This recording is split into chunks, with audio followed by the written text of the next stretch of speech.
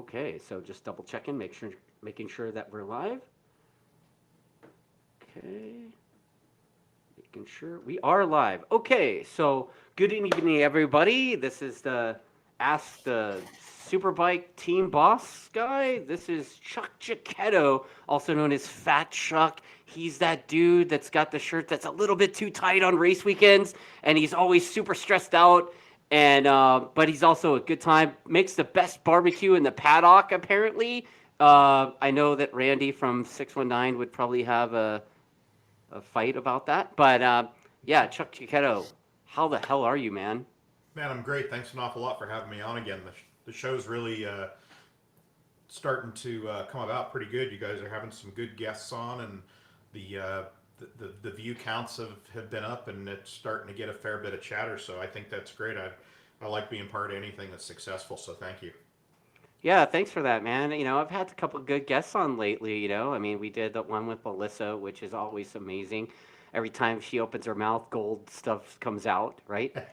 Um, and then, dude, Stefano Mesa recently, that was amazing. Like that dude is, I mean, He's got fuck, a lot man. of. Like you He's should been around a hire that long guy. time. Honestly, he should be like the second bike over there. And then obviously I did one with Ken Hill as well, and that was great. And we've been kind of coming up with T-shirt ideas, so no pressure. But hey, who knows? Maybe some kind of crap that comes out of your mouth will be on a T-shirt too. That would be interesting. That would be interesting. So I haven't really talked to you much since we hung out in Portugal. So um, you know, how did that go for you, man? I mean, I know you came out, you wore the attack shirt, you were a fanboy for the weekend, basically. You were roomies with Fernando from the attack team, but how'd that go for you, man? Because fuck, I saw you in the pits for a little bit day one, and then you disappeared. You were just like social butterfly guy. What's going Yeah. on? It went really good for me, man. I mean, the only bummer about the whole trip was I had that swollen disc in my back, and I'd never had back pain like that before. But so the plane ride over actually there and back was really good. It was just my back was killing me.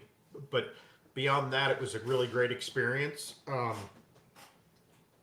kind of wish that I went a couple of days earlier and left a day later or something Yeah, like that just to get acclimated, because when I was there, it really was pretty much all business. Um, I had a bunch of meetings with the guys over at YME, and then I wanted to come over and at least support Rich and you guys. There wasn't much help that was needed, but some support was good. And Fernando was a great roommate and a great travel partner. I mean, he drove everywhere because he wanted to, and he's just a great guy. And we had a lot of fun, dude. We had a lot of laughs, and yeah. so I enjoy that. There wasn't any bad part of the trip. I'll tell you. I think I'm going to book my tickets actually coming up here really quick to go back over, regardless of whether something materializes again or not. I That was a good round, and I think after talking to you and Lily and stuff like that, I'll spend a bit more time before and Oh, after. dude. Yeah, I mean, we went and hung out in Spain. It was like a racecation when we went to Europe with the team. Hmm. So, I mean, dude, hanging out in Barcelona and Sevilla, and I mean, even Madrid. Like, it wasn't my favorite, but it was rad, dude. Like the whole thing, and then the race part was just like 4 days of race, which is great. I love that, but like there's no way I could justify to the wife to go to Europe without hanging out. No, for sure. I mean, there's no doubt about it. And I've been to some other parts of Spain before, to Barcelona and stuff like that, and I think it's really great. The markets were incredible there to see. The eating naturally is unbelievable, just like it is in Italy. But no, I enjoyed our time. I met some new people over there. I actually put face to face with a bunch of people that I had been doing business with for an awful long time.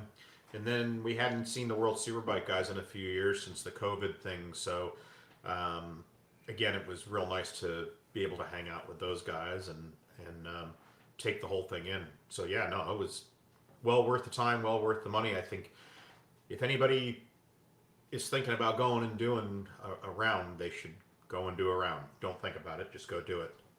I mean, And that was a good one to do. Portugal Portugal was, I think Portugal is kind of a unique place on the spot on the calendar, I guess, because there wasn't there wasn't like a massive amount of fans there. I thought that was kind of strange, but the area is so beautiful and open, and the beach hotel thing, and it was just super nice there.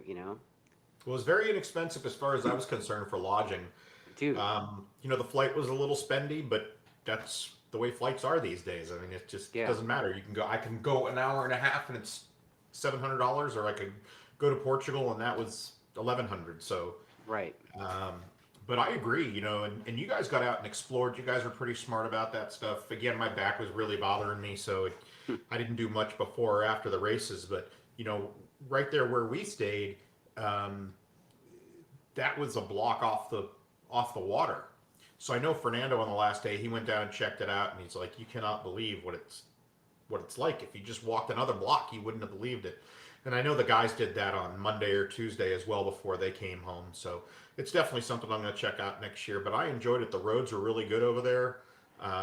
The traffic was, I shouldn't say non-existent, but flowed very well. People obeyed the rules of the road very well, and everybody was exceptionally friendly, I thought, especially Yeah. in the paddock. The paddock was fantastic. Yeah, I mean, I was telling Richard when we talked about the Portugal thing post race, it's like the first night we were there, I think it was Thursday night. First night we were there, we were at some uh, steakhouse, basically, the Portuguese steakhouse. It was right above, you would have known it because it was right above the gelato place. Um, um, So but we're, good. we're sitting there, and Top Rack was there, like at the table next to us. I was like, I looked at Lily, and I'm like, shit, I think that's Top Rack. She's like, who the fuck's that? I was like, that's the guy, like The the guy. guy. And we actually ran into him again on the last night we were there on Sunday night after the races. He was there chilling, eating a gelato. Yeah. Those So guys are those guys are really nice. They have a much. I shouldn't say that the riders are, but I just think that the whole paddock is a lot more laid back than MotoGP. I mean, they're still plenty serious. I mean, I I mean, I don't know if they're more laid back than MotoAmerica. I mean, I don't No, see the any. MotoGP. Oh, MotoGP. Yeah, I mean, of course, right? I mean, it's Well, sometimes I would say it's difficult for fans to get a hold of a said rider or crew chief or something like that, and it's the atmosphere's a little bit more open right. within that paddock than it is. I Oh, mean, it's 100%. clamped down pretty good, but it's still, you know, Yeah. I mean, the World Superbike is definitely based on the fans. There's plenty for the fans to do there, and they really engage them really well. yeah. I mean, look, those guys, they let me tour all through their stuff, right? They Right. they walked me through their trailers and stuff. It was Yeah. crazy. And I mean, their team was pretty open book. I mean, I know that I know that we kind of used some of their stuff, Right. stuff that Richard didn't have room in the crates to bring, right? Right. So they were quite hospitable to us, and I know that Richard's a pretty self sufficient dude, and he probably could have borrowed more stuff if he wanted to, but he was just like, nah, not gonna, nah, I think that's all part of the Yamaha racing deal. Um, I've seen that happen at MotoGP stuff, like when we were at Coda. Those guys have on the MotoGP team have helped us out before, and boy, they're real good. When you become a part of, I've been sponsored by two different divisions at Yamaha. One when the customer service group was in business, and that was Yamalube and parts and accessories and things of that nature. right, And then when that went away, then Yamaha Racing picked us up, and each one of them has their pros. There certainly aren't any cons about being involved with either of them, but the right, pros are a lot different. And this particular group is all about winning races. Yeah, there's activation and stuff like that, but they're more interested in what can we do to make it easier for you and help you go race activate the motorcycle and the winning. And we see that from Yamaha team to Yamaha team here in this country, from series to series, well, from class to class in this country, and then right into World Superbike, and then of course into MotoGP. So I can't exactly say that I can just go walking in a MotoGP box. That's not true. But I'm sure if I asked the right people, they would let us come in and have a poke around and things of that nature. So, yeah, very the Yamaha family is different than most others I've been a part of, and I'm grateful for that. Yeah, I mean, look, my little regional SoCal program here is supported by Yamaha as well, and That's right. you know, I'm stoked to be part of that program. You know, Right. so I mean, it's important to me. It's important to me to be part of the Yamaha deal, and we're still talking, and obviously talking about getting our units for next year. I guess we're gonna do the R7 thing again with a few R1s, and this year we're gonna do an XSR 900, which is it's kind of awesome. Um, for me, it's awesome because it's kind of like life coming full circle for me. Um, when I right before I graduated high school, I gathered up, whatever money I had working at McDonald's, and I went and bought some hunk of turd, basically used 1981 XS 850 Midnight Right. Special Yamaha, Triple, and it right? was yeah, three-cylinder Yamaha triple Yeah. 850, had a Kickstarter, and then lots of years later now, gonna have a 900 triple, basically Yamaha with no Kickstarter. Right. Um, I mean, that thing. Look, that thing was that 1981 bike that I had. It was kind of a pile. I mean, I bought it from some used dealer guy. I mean, Yeah, gum but you were wrappers riding, for dude. It's just fuses. like surfing. Doesn't matter what condition the board's in. If you're doing it, you're doing Right. Yeah. But I mean, how many people can say they rode a motorcycle with gum wrappers for fuses? Right. it. I mean, I worked at like a pizza place or something, and I remember kickstarting that thing till late hours of the night to make it run, and it Mm-mm-mm. ran, but I did have to kickstart it. I don't know why, but whatever. But now I'm gonna have a new one in the fleet, and I think it's just great. I already talked to Luke from Core Moto. I was like, dude, maybe we should do some gold wheels for that thing. Yeah, no, I think he's got something that'll volt right on there. Yeah, I know he's got an MT09 over there, which I think has the same wheels. Um, Pretty much.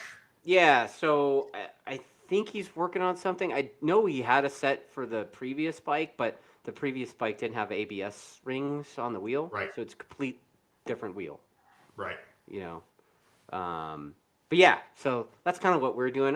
I'm really happy to be part of the Yamaha family, and those guys do a good job taking care of us, and so we try our best to represent them well. But Yeah, yeah, it's good. so It's good that you're getting that 900. That's going to be next gen.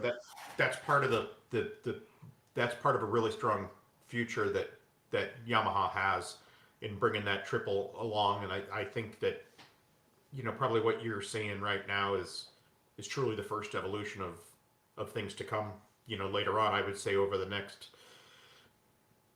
3.5 to 5 years, I think you're going to see an evolution with that particular power plant. Anyway, Yeah, yeah. Irate Barry, he's the dude that owns Moto United out in Salt Lake City area. He asks to go off the hospitality thing with the OEMs. Why is it that Yamaha is all in internationally with the other Yamaha teams? I don't know. I don't understand what that means, but with hospitality. yeah, I guess. I mean, when we were in World Superbike, you got to admit the hospitality was pretty impressive. Yeah, well, back when I think it's been about 4 years now, but when Yamaha used to have their hospitality, I mean, they had a whole 53-foot transporter that was dedicated to nothing but hospitality and cooking, and they had three full-time guys in there cooking and cleaning and washing, and it was welcome to anybody that had Yamaha support or needed to take a meeting or needed to speak to the figureheads over there in the racing department, which would have been Keith McCarty, Jim Roach, and Tom Halverson. So, yeah, I mean, we don't have that anymore in the paddock. I mean, Richard at Attack has a small hospitality area that he takes care of mostly his employees and then some family members and some sponsors and stuff like that. We have a Wing Warrior Club, which is a fan club, but you know, close friends and stuff come over and eat some hot food or some cold food, whatever, Barbecue. what have you. But no, I mean, Yamaha doesn't have per se a whole hospitality deal, and if we're being honest, if there was a need for it and there was a return on it, I think we would see more hospitality rigs in the paddock from manufacturers. Most of the people that I think, you know, you can admit this, most of the people that were in that Yamaha hospitality area, we saw most of them in the pit boxes, you know, afterwards, or the guys from Brembo, or you know, Matt's from Olin's, or guests of this person, or Safagalu was in there eating, you know, with Top Rack all the time because he's Top Rack guy, and you had the Yart guys in there with the you know, with Mandy and Canepa and Marvin Fritz and all those guys. So Yeah. there really were, you know, Eve Kayla was in there for the R3 Cup stuff, Oh, right? dude. Yeah. I mean, We and got they to had, hang with they all had of the them. other one. Remember, they had the one that did the 600 guys, and then or no, they did the junior 600 Junior Cup, and the R3 Cup were in the one right next to us. Yeah. Which I walked in there the first time. I'm like, man, this one's bitching too. Yeah. But I mean, you know, the official Yamaha one was pretty amazing. I mean, it Oh, it was great. it was It like was great. two I mean, semis kind of connected into they a had a building. full-time barista there, you know? Yeah.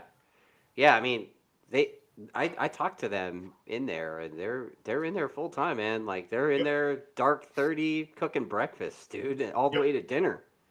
Yep. So, pretty crazy life that those people live. And you know, I mean, I talked smack to Richard about this, you know, because um, the a factory Yamaha team, they have a full time cup of tea guy. So I was like, They sure Richard, do. you know, I'm learning how to make tea. You know, should we call Tom, get some budget? You know, I'd be the cup of tea guy, dude. And no, it's not happening.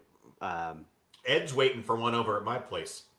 oh He keeps yeah, on saying to me, of Chuck, course when are he you going to is. put the kettle on? Of course, Sully's waiting for a cup of tea guy on Exactly. the team.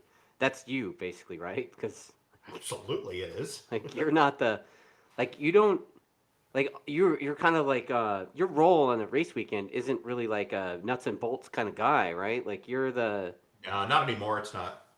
yeah. I So just get in the way if I do that shit. I mean, there's yeah, companies within the company. You know, I mean, it pays to go there and learn to try and put some blinders on and do what you need to do. yeah, It's funny that you should mention that because we had a bit of a restructure last year, and we're going to keep on working on that this year. And most of the restructure actually is me getting more done outside of the track in preparation for the track. okay, Um, that was really tough the past 2 years because we didn't have anybody at the shop. But things are a lot better this year, and I think we'll be even more prepared for this coming year, especially when it comes. I mean, I have plenty of time to do whatever I need to at the track. I sure like being involved in all the nuts and bolts and having a poke around because there's nothing on the team that I haven't done in regard to at some level, with the exception of the electronics, of course. But you know, engines and chassis and fabricating and stuff like that. So it's difficult to let that go. But I'm not. I mean, I think I could do any one of them again if I went back and wanted to try it, but that's not how a good team works. A good team has a player for each station, and they stick to that station unless something goes up in flames. So I'm starting to learn a lot more about that too. So well, you know what? I there's something else I want to talk about really quick. I'm just gonna full on tangent. You've been in the sure. paddock for a minute. I got news earlier about Stig Peterson, the old Yeah. Olins guy. Did you've been around for a minute? Did you ever work with him? Like The dude had a little Yeah, shop called PPS in Orange yeah. County, but I guess he was like the Olin's guy for a long time, and you Stig know, was Stig was the Owens guy forever. He was the original gangster, yeah, and he back in the glory days of AMA, he did suspension for everybody, or at least could go get valving and hard parts from people. Yeah, and it was uh, Peterson Performance suspension. yeah, Um, and PPS. He used to drive around in a small box truck all the time. yeah, But like when I worked for Dutchman Racing and some of the older teams, those guys were all using Olin stuff, so he would do valving for them and things of that nature. Um, and then when Olin's USA came about, he still went and did his own thing, and then they had contract labor, and then in the very end, man, Stig went and worked there in North Carolina. oh really? I was up there years ago because they're not that far from me. I was up there years ago, and he was there, and same old, very polite, very quiet, very direct kind of guy. Yeah, And then a few years after that, I went back to see him, and he had slowed down a little bit more and was basically there killing time, and he was just kind of like a fixture at the place. hmm. And I went on Facebook today, and Brad Stokes, had a picture of him and Stig as his cover, and then below it somebody said prayers, and I was like, no shit. So then I just did a little search, and it said that Stig had passed. I'm not sure how he passed, but hopefully it was something that was painless and peaceful. That guy brought a lot of happiness to a lot of people through his work, and he was just one of those guys that was very quiet and very polite, had a lot of integrity, and Honest, yeah. The yeah, guy, I mean, I was in my 20s when I worked with Stig. Like I've been mhm, racing for a long time, like glutton for punishment, I guess you could say. But right, I mean, I can remember. I think the last time I worked with him was like 2004 or something crazy. yeah, And he did, I think he did Olin's shock and forks cartridges or something on my right, Suzuki 600 all those years ago, right? right. And the one thing I remember about him is that he was just super direct and honest with me and didn't like try to sell me something No, above what I needed no, because there was certainly other stuff I could have done. And he's like, no, man, this is all you need right here. This will be fine. I don't remember how much it was, but he didn't actually go to the races back then, club races at Willow or anything like that. But he made himself available. So he's like, look, if right, you having trouble, if call me. When you ride the thing, call me. And I mean, I could call him from trackside, and no matter what he was doing, he would answer the phone. I don't, it'd be right. like Friday afternoon, and he would answer the phone Saturday. Well, So he was truly. I mean, that guy was a real service provider, right? yeah, He yeah, could pick the part, mount the part, tune the part, charge you for the part, reorder the part.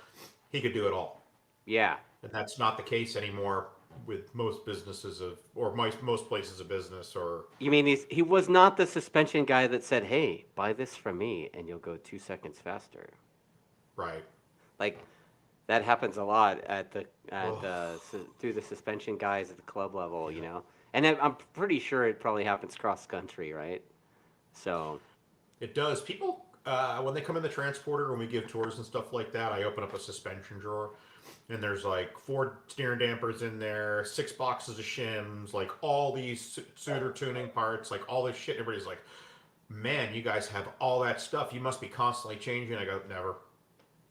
We use the same setting all the time, but you got to have it all in there, to just in case something comes up." But yeah, that I can't stand any of that bullshit with it's going to make you 2 seconds a lap faster. I think if you're at a track day and someone just shows up on their street bike or a brand new track bike that they built, of course there's going to be something to set in the balance on it, and setting the rebound and the preload and stuff like that, especially if you have some good components. So yeah, I could see making a 2 second a lap difference, but nobody's going to come in and make any of the top 15 guys go 2 seconds a lap faster. I mean, you could put anybody on my bike, and I, if there's a guy that's finishing 10th now on his bike, he's probably still going to finish 10th on my bike. Yeah. There's so much of it now that is the rider. I mean, look, I joke about this. You know, I got like a 20-minute session on the attack bike, and I Yeah. went slower than I went on a street bike on it. Yeah. But I mean, you know, I was also deathly afraid of being murdered by the genius himself. You know what I mean? So there was a Sure. little bit of that pressure too. Like I wasn't there to set the world on fire or anything like that. I just wanted to ride the thing and experience it. You know, and but like top level guys, shit. Like I mean, if you're capable of winning, you should be able to win on that bike. You know, I mean, I it doesn't. agree. Two different guys have won championships on that bike for the last 3 years.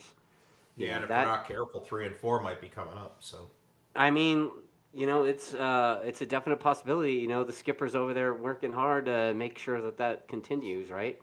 yeah, So, that being said, we were talking a little bit earlier about before we talk about rules and racing and crap. sure. I think it was last year, maybe the year before, that you guys started doing this like Superbike Council. Do you want to talk a This little bit about? past year, Was it last year? Rich and I got it together. Yeah. So what? Talk a little bit about the Superbike Council. Richard talks about it quite a bit. I guess it's the Superbike team owners kind of thing. Yeah. So Rich and I, for about 4 years, maybe even 5 now, have been kind of talking about it and trying to get people on the same page. And uh, it seemed well, especially again through the Yamaha Racing Network, we can see things that a lot of other people can't see. So we have an excellent light at the end of the tunnel to look at, if you will, as to how things are supposed to be. And then, Yeah, of course, Rich has the experience from the CRT stuff and the experience from World Superbike from doing the wild cards. So yeah, he's dealt with both of those. Excuse me. He's dealt with both of those technical bodies as well, as far as the rules and the ins and outs of the paddock. So he has some good experience in dealing with those people, especially Dorna and the people with the FIM. So we always said, well, in World Superbike you can do this, in World Superbike you can do this, in MotoGP you can do this, MotoGP you can do this. And it got frustrating because some of the little things, you know, they keep saying, oh, well, we want you guys to, we want to be the next step to the World Championship. Well, I think we can be that, but we need to get there with the rules technically first. And now we're really close to the rules within the World Championship. And a lot of it, a lot of what's going on right now with the racing, in my opinion, people cry about money a lot, but I think it's more, instead of money, having things in order and running a proper program and figuring out which direction to go is almost more important um, than the assets. I hate to say. So, you know, Richard and I thought about all this cool stuff, and you know the whole transmission thing and all this other shit, and but then the reality of it is to get everybody's, you know, so people feel they're included in stuff. Let's get everybody's beak wet at the same time, so everybody can have a taste. So, you know, YMUS, again, Yamaha Racing has a travel agent that they use, motorsports guy, and Rich uses him, and Rich talked to him, and he's like, hey, if we open this thing up, will this help you? And he's like, absolutely. So we opened it up to all the premier teams and said, look, if you guys want to get on this deal and book rooms with us and maybe get some buying power in, maybe we can buy out a whole hotel, or yeah, at some point MotoAmerica can, and we can jimmy the rate around or whatever. We just want to start building some consistency with that. So there was the deal with boarding, which we have certainly jumped on, and I think there's some other teams, Rich said, seems like are jumping on that. Then there also now is testing. So for us, the best testing method is to test with your peers, unless you have some double dog secret shit you don't want anybody else to see, which isn't the case. So obviously the weather out there in California is most of the time far better than it is here in Georgia year round. And you guys have Buttonwillow and a few tracks out there. So we jumped on the attack train, where Richard goes, hey, this is what the ambulance is going to cost. This is what this costs. This is what that cost. And in the past, he's been gracious enough to for us to have fuel delivered to his shop, tires delivered to his shop, and then he delivers it out to Button. Whereas this year, we'll bring the transporter out and it'll stay out for the year, and that's where we're going to do probably 95% of our testing. Nice. And I think some of the other teams will end up joining us too. I know that M4 did something with those guys at the very first test off season, and then Tytler's 1 and 2 did something, and then there may have been somebody else too. Maybe Aussie Dave will do something with us this year. But oh, cool. So I think if you can afford it, if you don't go to track days, this is an excellent thing to do. I've actually talked to some guys and said, hey, if you want to put your stuff, a bike and a couple of pieces in our truck, when it goes across, it'll be out there all winter, but you can have the opportunity to test. And I think a lot of people don't. They just think it costs $1 bazillion. All this, it doesn't matter if you're finishing 20th or first, it all costs $1 bazillion. So, right. But I think it's the opportunity to possibly buy things in power. Again, the most consumables are obviously the travel and stuff like that. The other thing is if MotoAmerica wants an opinion of something, then we can give them an opinion poll. I know they did that with some of the things in the rule book and some things with parking and some of the other smaller challenges we have within the series for all of us. So I think the group is pretty much there for everybody to listen to.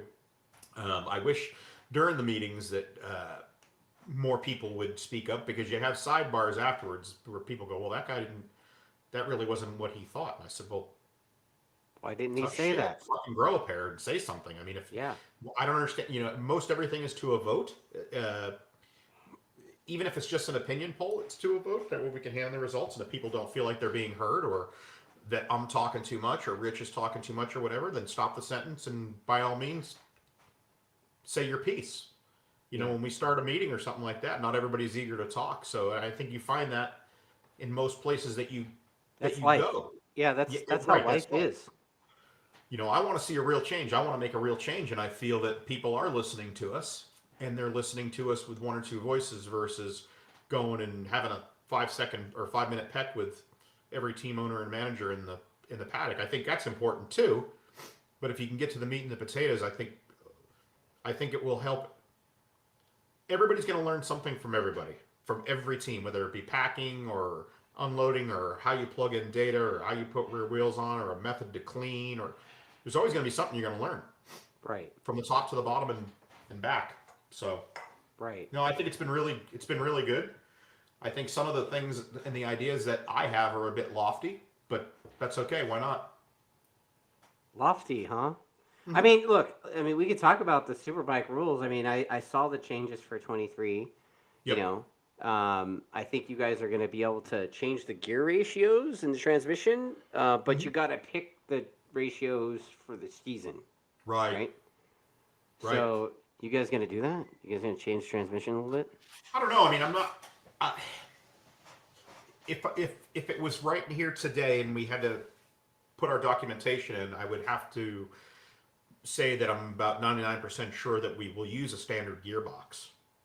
Now, what I would like to do is there's a gearbox company out there who in England who is making close ratio transmissions. Oh.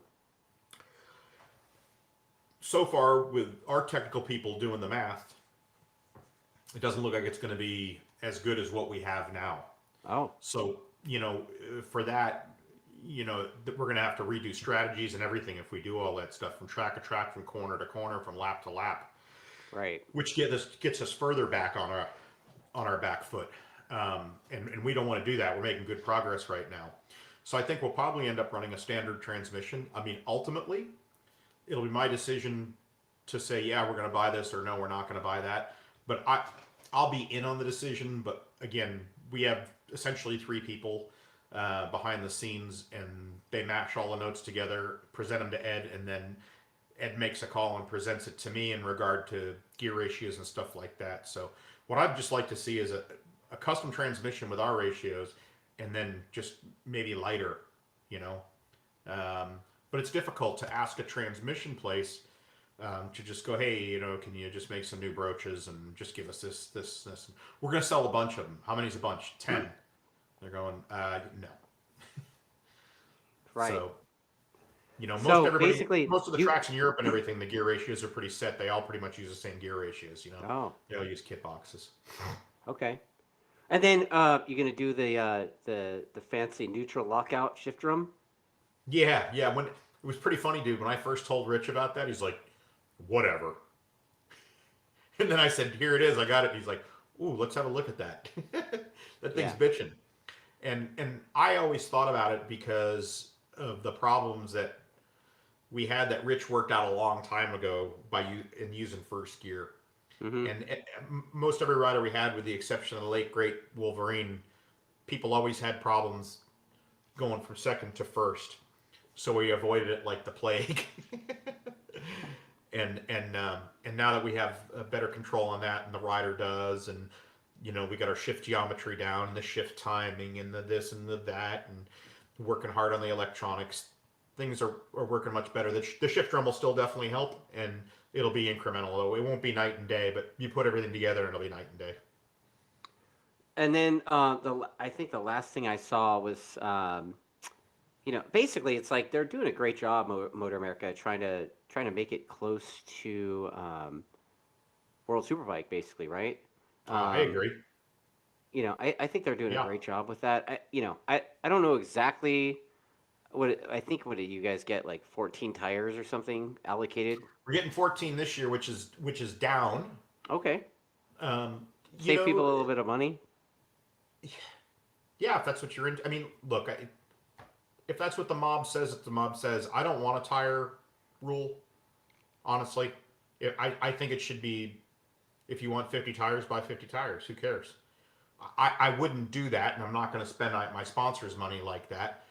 But I think there's some times when you're trying to get something worked out that you got to have more rubber. You know, Hmm. sometimes you leave and you have 4 extra stickers. Well, actually, I shouldn't say that. We've never left the track with 4 extra stickers, but yeah, I think if people if people feel that 2 sets of tires by not paying for them will really help them, uh, then so be it. Um, I, Once you get to a certain place, the I'm not saying that spending becomes irrelevant, Yeah. but you got to kind of pick your poison. We had a situation this year uh, where something happened. I mean, I'll admit it. I made a mistake. I made a $12,000 or $14,000 mistake, and Shit. well, I was shitting. I didn't know what to do. I said, well, I'm taking this out of my pocket. Oh my God. Whatever. Trig's not paying for it. I talked to Rich, and I talked to a bunch of people, and I'm like, oh my God, I can't believe this happened. Holy shit. What the And fuck when I did you talked, do? um, You there was can sell something. us. Yeah, no, I will. I mean, there was something that is typically taken in there's in within our sponsorship. There's certain things that are written in the contract, and there's other things that aren't written. And the things that aren't written usually just happen without fail. And this year they didn't happen without fail, and so it really, I overspent. Now, in the end, the company shall not be named, and the person who fixed it all shall not be named, but they are heroes, and they're amazing people. So it was fixed, but and the budget was covered. But my direct boss, who is a businesswoman who runs Westby Racing for Trig, uh, pretty much said, hey, you need to calm down. And yes, it's a lot of money, but to a certain extent, that's the cost of doing business. We've been very fortunate, Dustin. We haven't had any tractor trailers, jackknife or come apart or flip over on the road. Never had any trucks blow up. Catch We've never fire. had catch on fire and burn to the ground. I mean, all that stuff can happen and everything, but we've never had anybody steal our tools.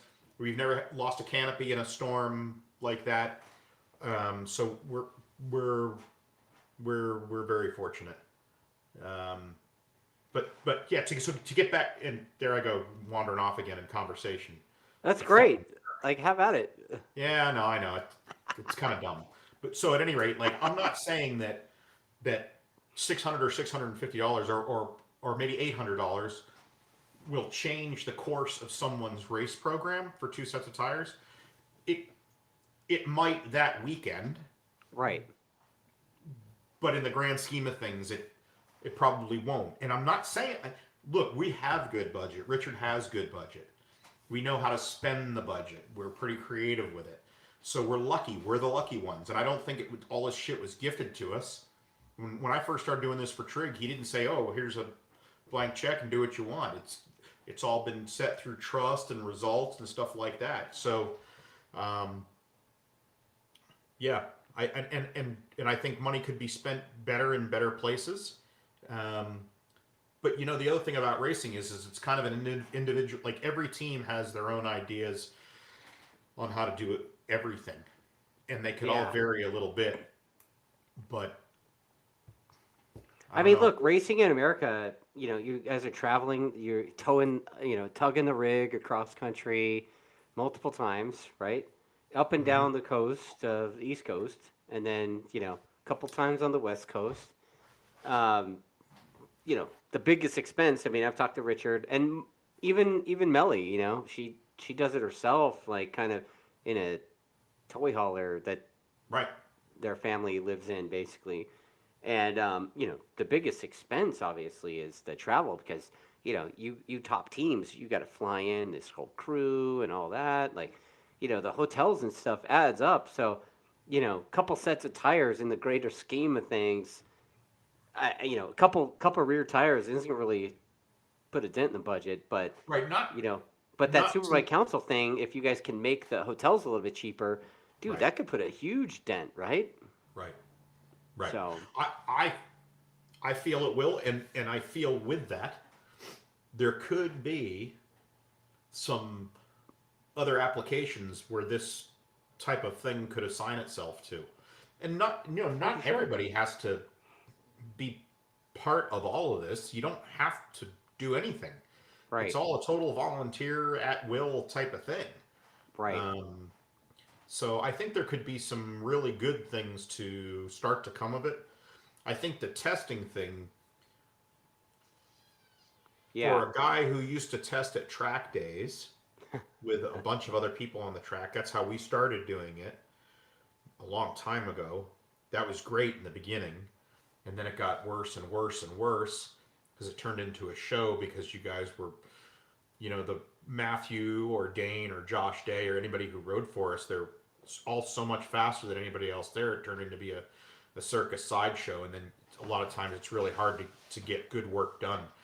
Right. So now most of the top teams, to get really good work done, need to rent a track somewhere. Well, not everybody can do that. I mean, we can we got to buddy up with someone. But if a bunch of us can buddy up for 3 or 4 tests, that would really help everybody. I mean, you can take any 4 teams that you want and bring them to a track day, and I think the money that you're going to spend there will be money well spent, because you're testing with your peers. Right. Tell me what traffic is going to be in the way. Whatever hardship the number 1 plate has, the number 25, the number 11, or whoever else is going to have, in my opinion. You're going to have open track time generally most of the time, or an hour on, an hour off. You're going to provide your own insurance, and all that stuff adds up. And everybody goes, "Well, shit, how much is it a day?" And I says, "Well, by the time you're all said and done with it, it could be, $5,000 to $10,000 a day for each team with all their help and everything." And they say, "Well, that's ridiculous." Well, I can tell you, without testing, we wouldn't be as close to the front as we are. So again, you can do this out of a pickup truck with 2 guys, and you can probably do it quite well. But you better not have any problems. That's when you're going to need a tractor trailer full of shit and a crew and all this other stuff, and and blah blah blah blah. So, but getting back to the MotoAmerica thing, I think those guys are right now are making. I talked to one of the head honchos over there, and I said, "How's everything going?" I said, "It's been a while. I haven't heard anything. Not that they need to report to us, but." They said, "No, a lot of good things are happening, and we got plenty of stuff going on, and we're really looking forward to kicking off the new year." And whenever I hear something like that right before Christmas and New Year's, it gets me pretty excited, because generally they're like, "Oh my God, please just let this year end." And Give me I two mean, weeks off. look, this season Moto America started off with the scammer sponsor, right? Like the sponsor that wrote a What blank a hot fucking check or joke. something. What a fucking joke. Yeah. So I Sorry, I gotta mean, call a spade with that. I mean, they ended up with a different sponsor, obviously, but I mean, you know, back in the day, dude, it was like Chevy trucks. Like where do we go back to that? Like the Chevy trucks. It's Um, pretty amazing. It's pretty amazing to me, Dustin, because when getting sponsorship isn't easy. I don't care if it's a pair of grips or for a no, Superbike it's not. championship.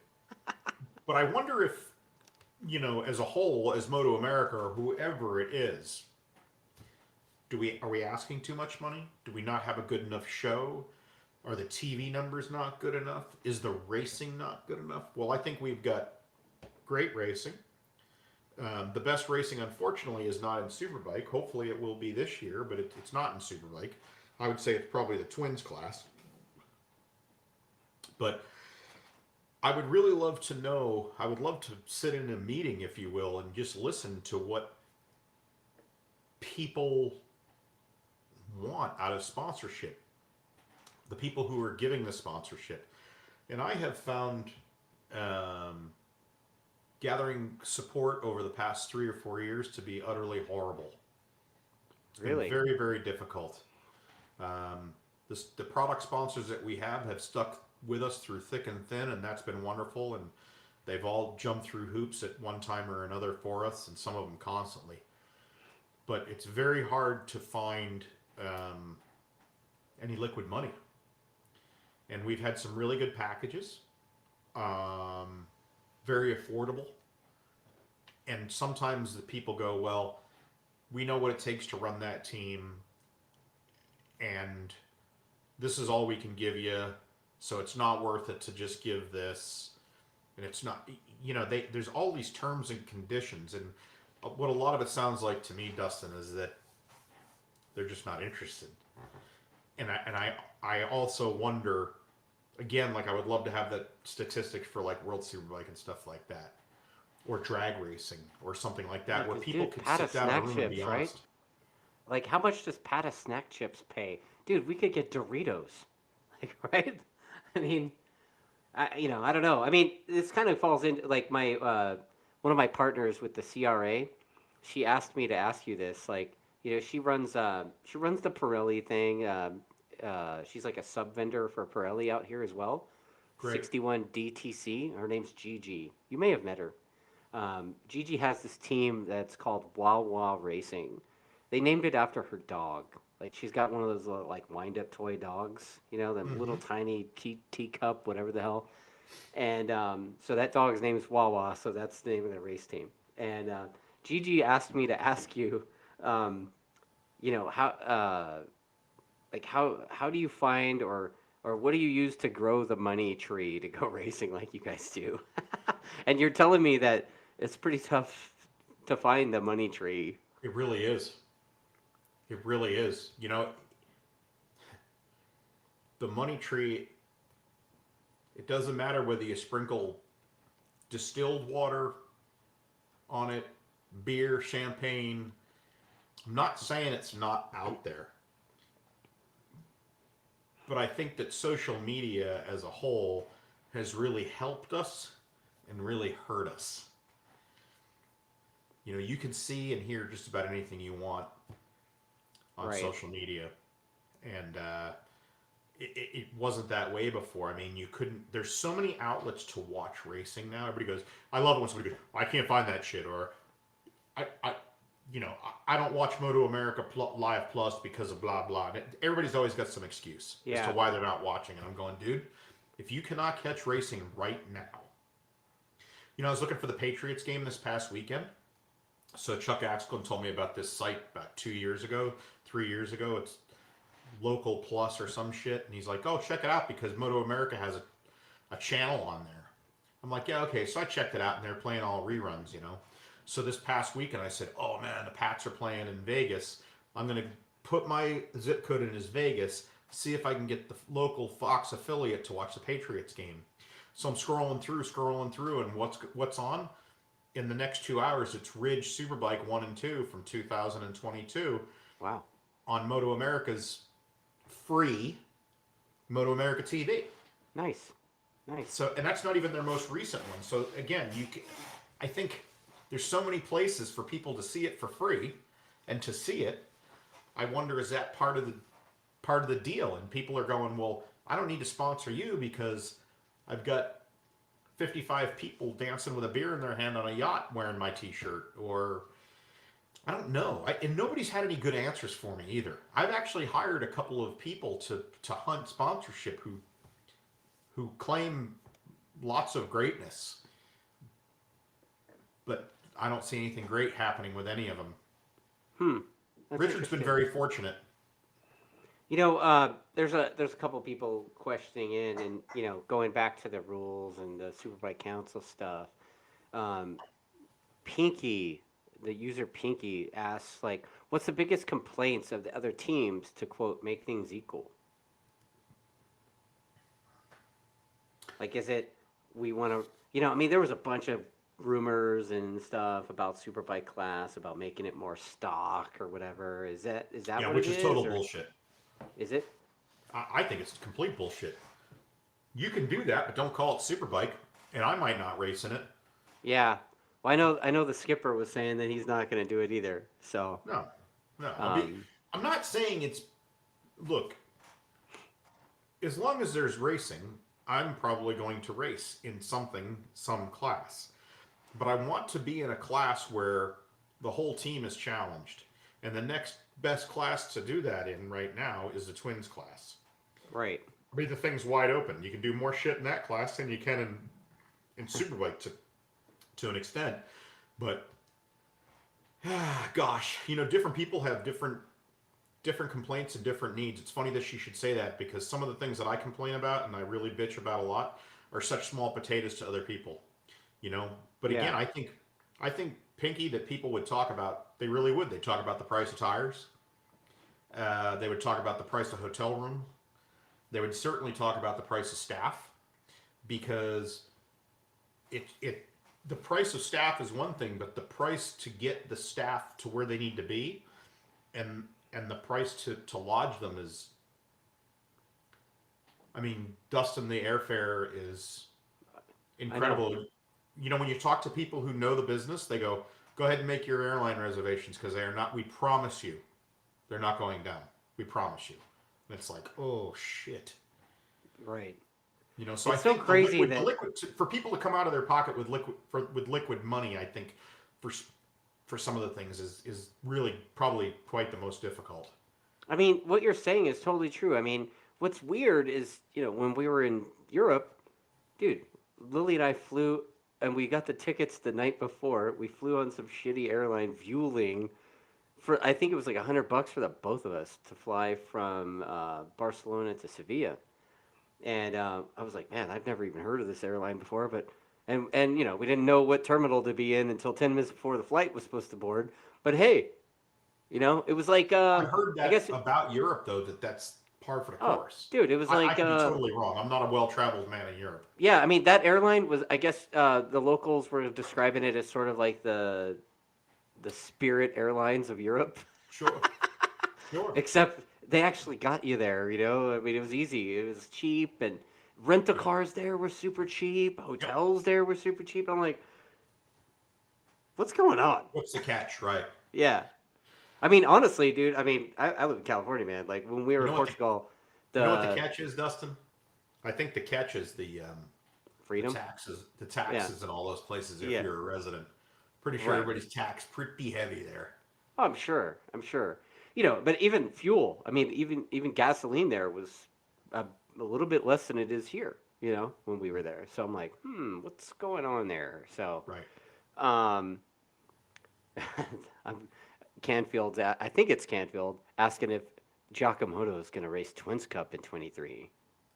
To an extent, they will. Again, we built and prepared and maintained Blake Davis's stuff. Oh, nice. And Giacomoto's program will be expanded this year. I can't say who it is, but I have somebody who's going to run a team for us. Oh, cool. Single rider.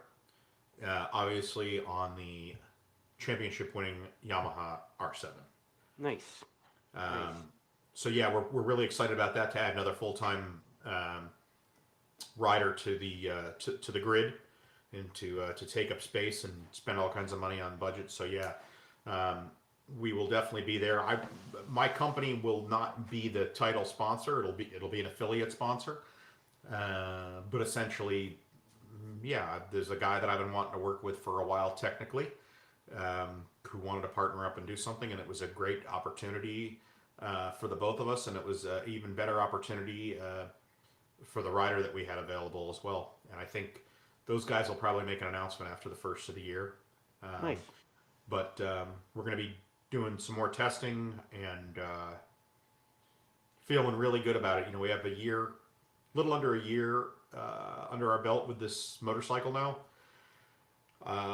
So we're going to start refining things, and with the refinements, I think the bigger gaps will come, and a lot more performance will come from the bike as a whole unit versus just one segment of it. Nice. I mean, look, I saw the testing schedule. You know, I'm like the timing. I'm Richard's timing and scoring bitch That's right. on the tests. So I get to kind of get a look at what's going on. And I was there at that Dunlop test, and you know, I saw what's going on, dude. So Yeah. you know, you guys are pretty much gonna do the button willow thing with us this year. Yeah, absolutely. Nice. Because dude, I gotta think that was helpful. I mean, I saw Matt come out of the gate, and he was like super fast from the jump. But from Texas, he was like ready to rock and roll, right? So I gotta think the testing kind of had something to do with that. That the testing had. Well, I couldn't put an accurate number on it, because I think other people in the team might argue the fact, because there were some changes made other places, but for sure for Matthew, that we would forego other things on the team before we forewent the testing out there. Wow. And again, I don't know that it's that track or that weather, or I don't think it matters. I think it matters to test with your peers. Right. And where Matt is exceptionally close to those guys, he can put plenty of pressure on himself or none at all. And you can see what's happening in front of you right then, and see how you stack up for the last few laps in the last day. Everybody usually throw a sticky in or something like that and give it a little bit extra of a push. All three of those guys are generally pretty close, albeit Jake has generally got a little bit of a jump on everybody. Yeah, I mean, you He's saw the usually got an time. extra 3 or 4 tenths in him all the time. You saw the times at the button willow test, right? Yeah, yeah. He fucking did a 40. Like what? Mm-hmm. Who does a minute 40 at button willow on a motorcycle? Jake Gagne No, does. I think more guys could, if they had the mindset that Jake does, and he it comes to different people different ways, and he just has a certain chi about him. You know, I think the difference is Jake's, and I could be very wrong, but it seems like Jake's deal is very methodical, where feng shui comes in, you know, and just rivers are, you know, he doesn't have a rushing river. He you know, he's more of like a babbling brook, if you will. Everything's very calm and peaceful and easy. And if you go over to what we think where Cameron is going to be, Boubier, we would assume that he's going to be with Titler's, but we hate to assume that. I mean, he was on it at the test. Yeah, I mean, they He haven't went done an fast official on it. announcement or anything like that, but, you know, that guy, everybody goes, well, he's going to be right up front, and Richard and I were like, oof. But even if those guys are really good and really strong, even if that motorcycle isn't 100% of the way there, or there as much as a Yamaha R1 is, Cameron will will it to happen. Like, he's still going to be able to do exceptional things even on a bad day. Right. And that's what makes a really great rider. So that's what I want to see for more of us in the paddock, is that a bad day is just a couple of tenths. Right. It doesn't destroy the whole weekend, Right. And I think, the guys on my team had a point. They're like, you need to be cool, maintain your composure, and the peaks and valleys, let them level themselves out. And I think you're going to see everybody be more consistent, especially Matthew. Matthew really deserves. Matthew's had an awful lot of opportunities with this team, and we've kept him around a really long time. But we've kept all of us around a long time, and Trig has. And every year is a make or break year.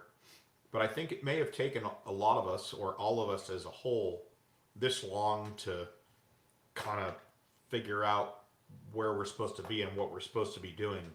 Right. And we had a lot of really good ideas going into the off season of things we wanted to change. And then when we got to really looking at them and looking at time, there were a lot of things that I personally was lacking in the program to make everybody's job a little bit easier. So instead of having some whiz bang new part somewhere on the bike that will take 3 weeks to develop, we may forego that part, and I may just work extra hard to make sure that the utility parts that the guys need are better fit and ready. That the preparedness is a bit better and ready. Matthew's always had to ride through some kind of a deficit at some point in the season. The team has always had to deal with some kind of deficit at some point in the season. And I'm not going to jump on the sword. I can't think that, I manage a thing. So the good and the bad has to start somewhere. And just like any other human being, I'm capable of failure or a bad day or anything like that. So I think with me trying to become more consistent, I think that's going to be the key to everything. I'm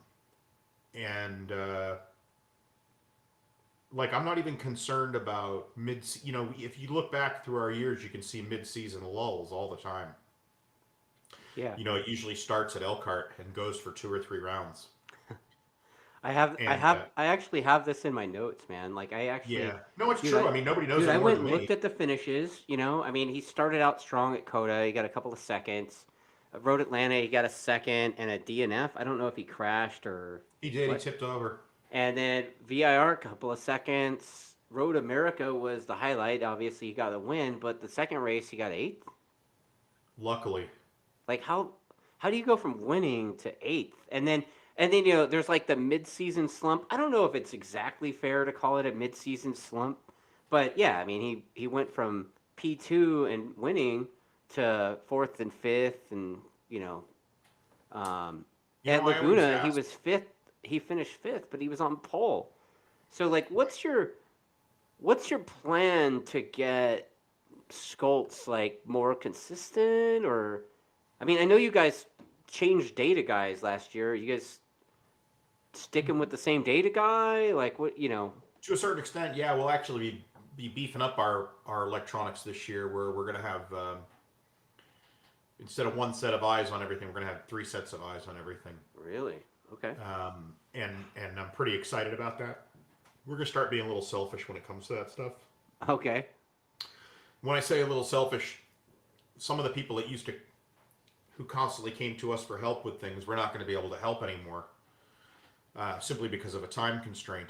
And the other thing is we've gotten some help from some people, and it's time to show them, to make something out of the help that they've given us along the way.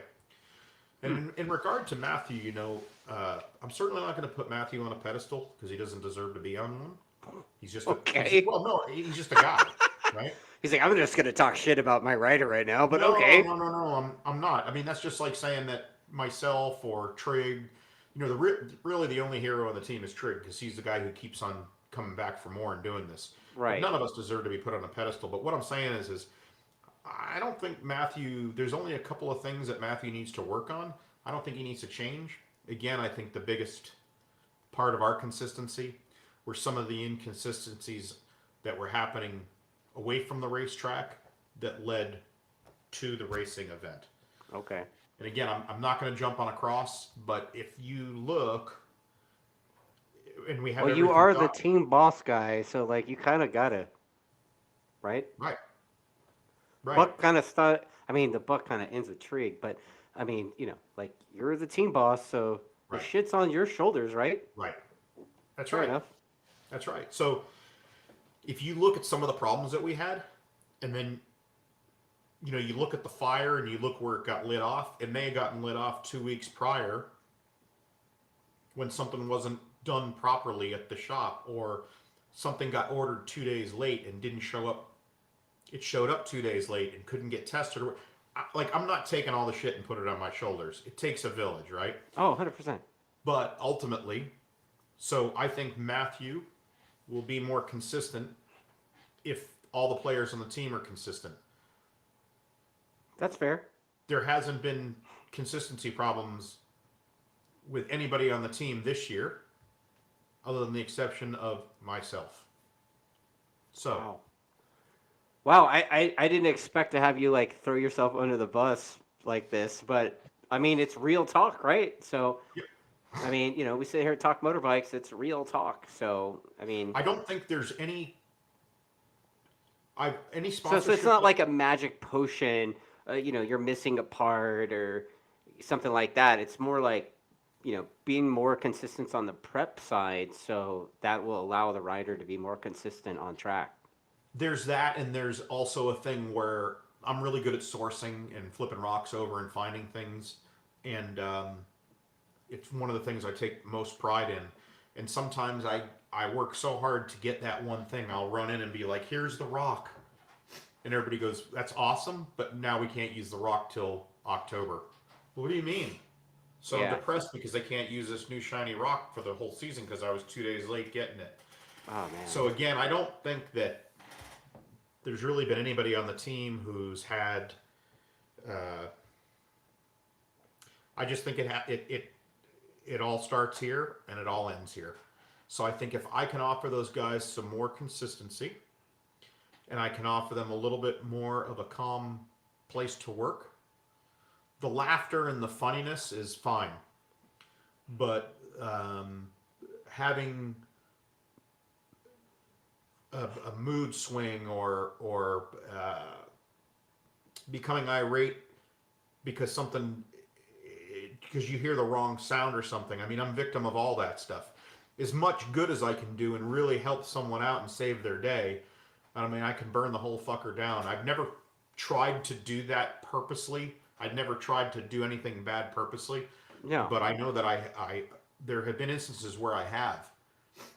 And the thing of it is I haven't really done it to anybody else. I've done it to my own being, and then it affects my own team. So I'm not saying if I straighten out completely or if I can make magic that the rest of the team will miraculously, we won't have a slump or we won't have ups and downs.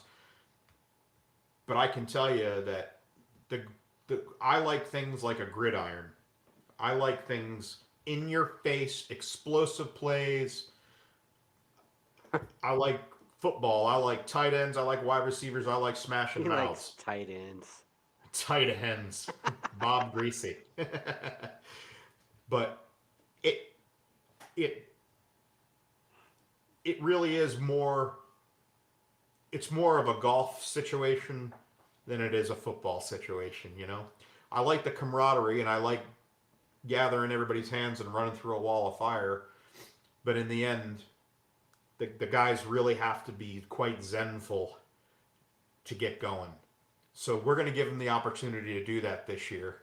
I don't think I've really ever given them the opportunity to do that before, whether it be because of stupidity or foolishness or selfishness. I'm not sure. Wow. I don't need attention. So okay, there's a couple of questions coming in. Sure. I've got some stuff talking about Matt's complaints with the bike, and Yeah, go ahead, man. Fire away. like what like Daniel Goodnight asked, what do you feel Matt's strongest point is on or off the bike? I think we talked about it before, but his strength off the bike is his training and his fitness. His diet is absolutely perfect. His training's fit. He's an absolute. I think you called him an Adonis one time, and I was like, An wow, Adonis. bro, Yeah, okay. I mean, he has a body of an Adonis for sure. I mean, he the guy's just got his shit together when it comes to that with his fitness and everything like that. And when it comes to his training, there's second to none. I would say his strengths on the bike are nearly every facet of riding Um, his recovery needs to be better when there's a mistake or when we're working on something. But again, if you follow the clues backwards, the problem Right. started well before he got on the bike. Fair enough. So I think, you know, we've seen some weak parts in Matthew, but I'm not sure that they were all his weakness. So right So now, like what's your magic what are you I'm calling it magic because like it pretty damn near needs that to compete against the giant weight of the number one plate with Jake right? Gagne. And obviously the genius is behind the number 45 bike as well. So um what's it going to take to get him up there with Jake and keep it a Yamaha 1 2 3 kind of thing all year? Honestly, mental strength and mental strength from everyone. Again, it Okay. has to start with me. It trickles through. Like for instance, Ed's probably the strongest mental person we have on the team. He can really block shit out. Like even good stuff, I'm like, dude, that was good. Whatever. So, Right. but the less Matthew doesn't respond to data boys. Um, I think Matthew, you got to be pretty selfish in the sport to go far. So when it's time for Matthew to be proud of himself, he's proud of himself. In regard to a lap or something like that. Dude, I talked to him at Laguna and he was shitting all over himself. And I'm like, bro, you just got pole. He's like, yeah, but there's no way. I was Yeah, like, that was a. wow, dude. I don't see. I think there's something. I mean, we had a couple of technical problems that weekend, but Right. again, I think it. I think a lot of it depends on how it's dealt with, and even to the point of just the way you would walk or talk. I mean, I've been told that that will affect the way someone looks at something. I No one expected that lap out of Matthew, and I don't think it was a golden lap. I think it was a lap where he was relaxed and his bike was working well. Uh, and quite frankly, I wouldn't be surprised if he were on pole every weekend. I wouldn't be surprised if he won races every weekend. I wouldn't be surprised. I'm not. I'm not. There's nothing he can't do. Yeah. And you, I think when you futz with things a lot less, you have better luck with consistency. And that's one of the other things that uh, our bike is really consistent and it doesn't change a lot. And the electronic stuff from this past year, having Morelli with us was a really big deal, and it made the rest of us so happy and so proud and so okay. We got this now. Nice. There wasn't enough time in the day. I mean, we still are behind, but we're a lot less far behind. That's fair. So you know what? And I have so much I can talk to you about, but like, let's talk about your competition for this year. I Sure. mean, obviously, there's the giant blue, you know, the giant blue dick, basically. That's just like, okay, this is Yeah, I don't even us, pay attention to those guys in that right? facet. But there's obviously there's the Titler's guys. So, they're coming Yep, on. They're kind of getting their shit together pretty quick. It's pretty impressive rise this year yep, with them. you absolutely. know, I believe their team is going to be it's going to be Cameron Bovier and then PJ Sure. and Corey Alexander. Yep. So I mean, I think Corey Alexander is like their third guy. Um, I mean, he won the Stock Thousand Championship. The dude's pretty fast, but man, PJ is really aggressive. He's coming on strong. He came on strong at the end of the season for sure. And then obviously Cameron Bobier is that dude is a threat to win anytime, basically. Doesn't matter what he's riding. So you got that. Uh, you've got unfortunately Petrucci's gone, so you got Heron riding the Superbike apparently. So and then I think you've got Escalante. I don't know who the second rider is with M4 No, not yet. do I. Um, but it's shaping up to be a pretty strong season with the pretty deep top 10 even. Yeah, So like yeah. you want to talk about some of those guys? Like what do you think about some of the guys you're Well, I racing think they're against? all. They all have an opportunity to run up front for sure. And I think that right now we just got to kind of have blinders on and pay attention to what we're doing and not try and get too bamboozled or don't look over there that much. Yeah. But I would have to say if there's an 800-pound elephant in the room, it's that fucking Tytler's group. Yeah. And I say that with the utmost respect because I like all those guys and there's a lot of talent over there. But I'm like, okay, now the season's got to end now, so these guys can stop learning. Right. Because they're at the point where we were 3 or 4 years ago where the learning is coming in such a rapid form and it's coming in lumps at a time, you know? Right. I think they're going to be a really exciting bunch to watch. And, you know, you and I and Rich talked about this, I think, at Portimao or maybe some other point. But, boy, you really got to look at it, man. You're going to have to fight pretty good to be in the top 5 or 7. Right. Don't get me wrong. I think the usual players are going to be there. Yeah. You know, but so I'm excited. I always go to the comments, and I've got a couple of comments from Richard Stamboli himself. Let's hear him. All right, so he says that last season you invited Petrucci to your hospitality because he's a quote good guy. Did Petrucci come over? No. What? No. Was he a good guy? Not sure. Okay. Can't answer that. Follow up to that is Heron invited to your hospitality this year? And is he a good guy?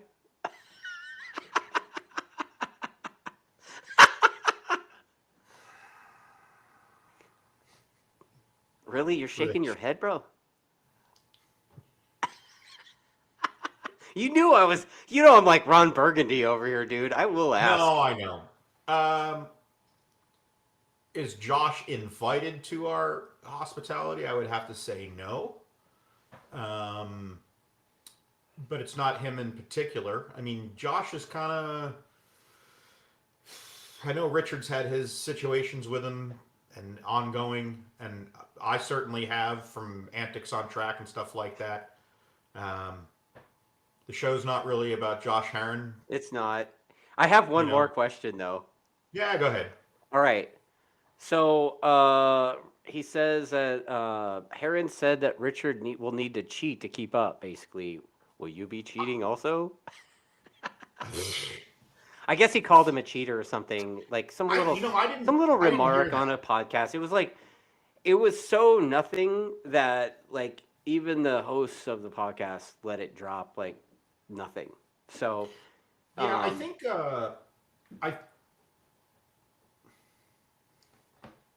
to me that shit's laughable, right?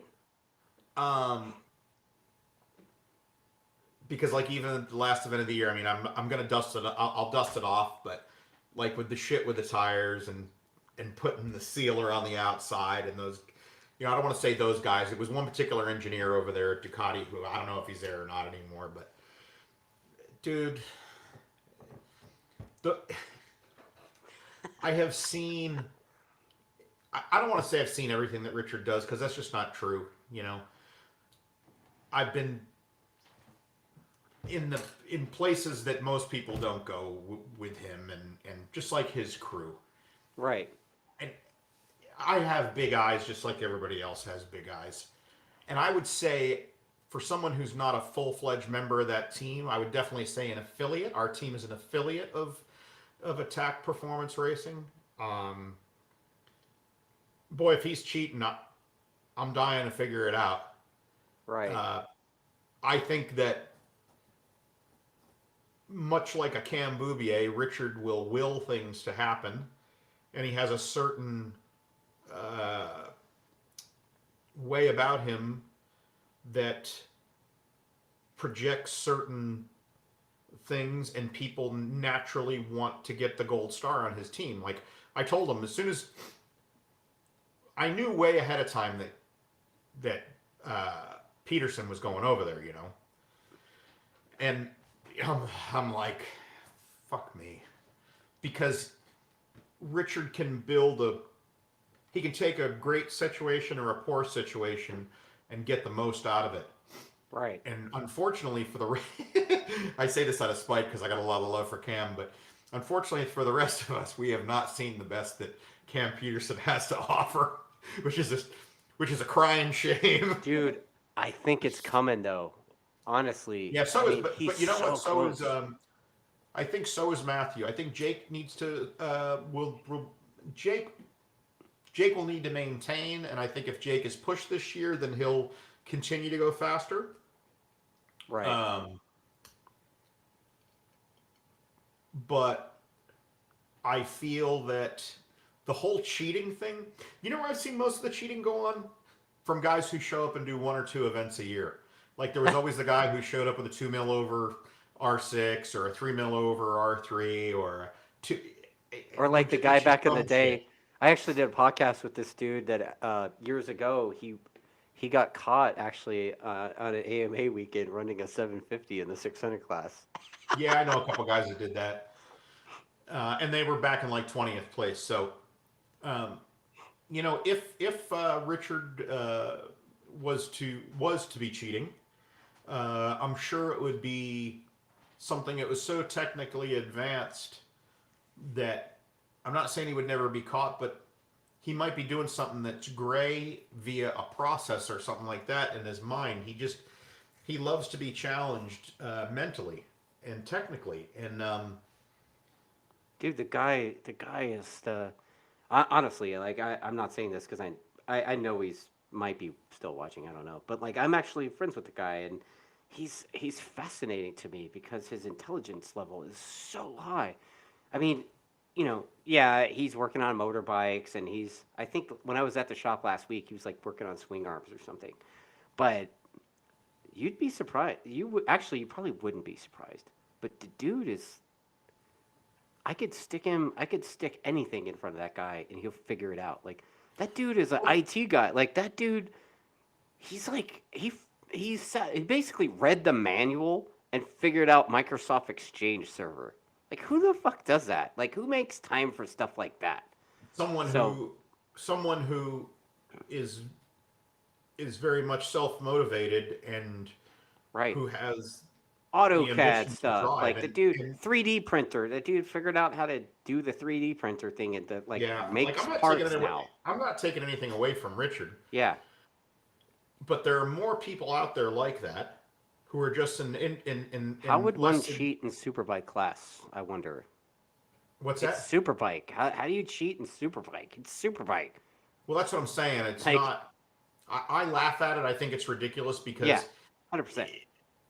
you know, but I think that like Richard said to me, I go, oh hey, I got myself a cheapy TIG torch. Yeah, you should start. Yeah, welding. I go, yeah, I'm thinking about getting a brake. Yeah, you should. You should start bending metal. You should start doing it all. Yeah, Somebody says, back in the day we would take a sawzall and cut this off and do that, and he just tries it and does it. And I think people it's like an artist. If the sculpture falls on the floor, and the artist generally won't right. freak out. He'll go, well, I did it once, I can just do it again. So I think he gives himself enough leeway in his mind where he is open to failure, but in the end, because he's so into it, he doesn't. And again, I think in our sport, he is different. But I feel if he were building boats, or if he were designing shoes, or if he were a stunt pilot in the Red Bull deal with the Do the biplanes, exact same. he's just that way. This is just his incarnation, or Yeah. this is just his thing right now. When his kid starts driving, it might go to something else. I mean, I don't think You know so. what I mean? But I don't there think are so. people like that out there, and Yeah. there are some more of them in our paddock. They're just at a much lower level, and a lot of us are really afraid to take risks, and that's been me. I've been really afraid to take risks personally. He's Yeah. not afraid of that shit, and that's what Yeah. makes him. That's where, in my opinion, I enjoy very much working with him because I learn something all the time, uh, and I don't want to say he's brilliant, but he doesn't my box is small compared to his. Right. You know, he looks at his shop and he goes, you know, he might find something with a number 3 outlet that he can do versus a pipe bender or something. I don't know. He sees a use for everything. Right. You know, and he can make something out of nothing. I think it all depends on how you apply yourself. I think the military was a big part of that. He speaks very highly about being in the armed forces, and he speaks very highly about the men that he served with, and he's very proud of that. And I think that also takes apart not knowing anything about the service. I don't want to say that I do. I think that helped make him who he is today as well. So Yeah, we spent a lot of time swapping stories about that. It's fun. But yeah, like he was, Army Ranger officer guy. Like the yeah. dude's trained You see killer. how long we talked about cheating though? A millisecond, because to me Because it's there is so, no cheating. But right. there is a commenter that mentioned Andrews. Oh, Carrie Carrie, Andrews. yeah. But Um, you could now look, everything that Carrie was doing, a lot of other people were doing that year, right. especially 96 through 98 with the GS6R frame. He just got busted because he was just so, nobody wanted to see him win. I mean, don't forget when he got Nikki and Pretty over there, right? When he had Yeah. Jason and Nikki, he probably didn't have to do that shit, but he did it, and those guys fucking destroyed people. Mm, So all it took was one person going, "Hey, check this or check that," and that was in the day where you had deck height numbers from a manufacturer and you weren't allowed to cut anything. So all that shit made a big difference. Now the rules are so it's either you can or you can't. You know, there is no spec. You can cut it to whatever you want, or you can't cut it at all. Period. So you know, I think it's probably a little bit easier today to build a competitive bike. Maybe not Superbike, but a bike by general standards. So yeah, the cheating thing. I wonder if Josh said that to just get a rise out of the situation.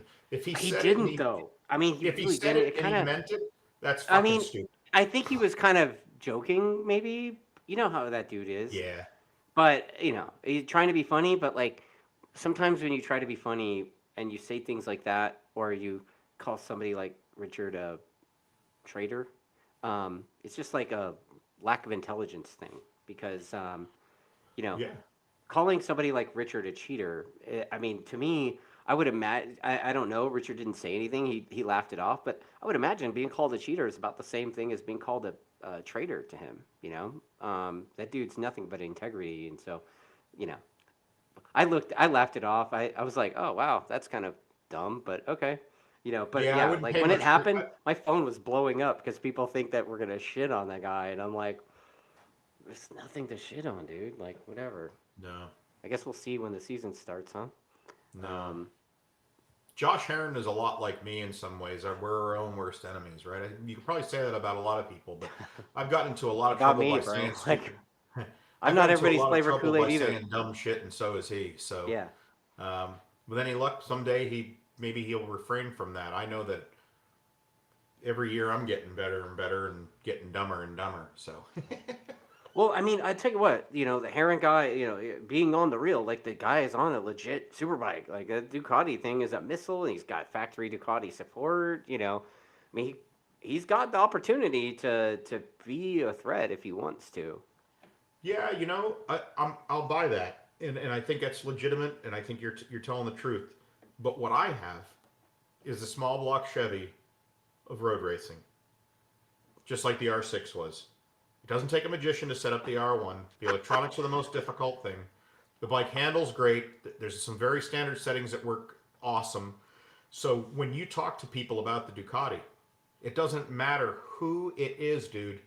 Every single one of them even the champions, they go, "Oh my God, this motorcycle's so difficult to work on." And oh my God, if you thought it did this good, it's horrible here. And it's horrible there. It does this great at this corner. It does this great at this corner.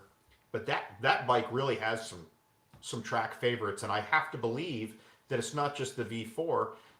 You know, yeah, Josh beat up on everybody on the V2, but I got to say that bike, that's not a real road race bike. That's a street bike, and you couldn't do a lot to it. So Right. I think he made it look pretty easy several times because of the experience that he has, and Oh, because of 100%. some of the lack of experience in that class. Yeah. I'm not taking the championship away from him, but this year will be a lot more difficult. I mean, I think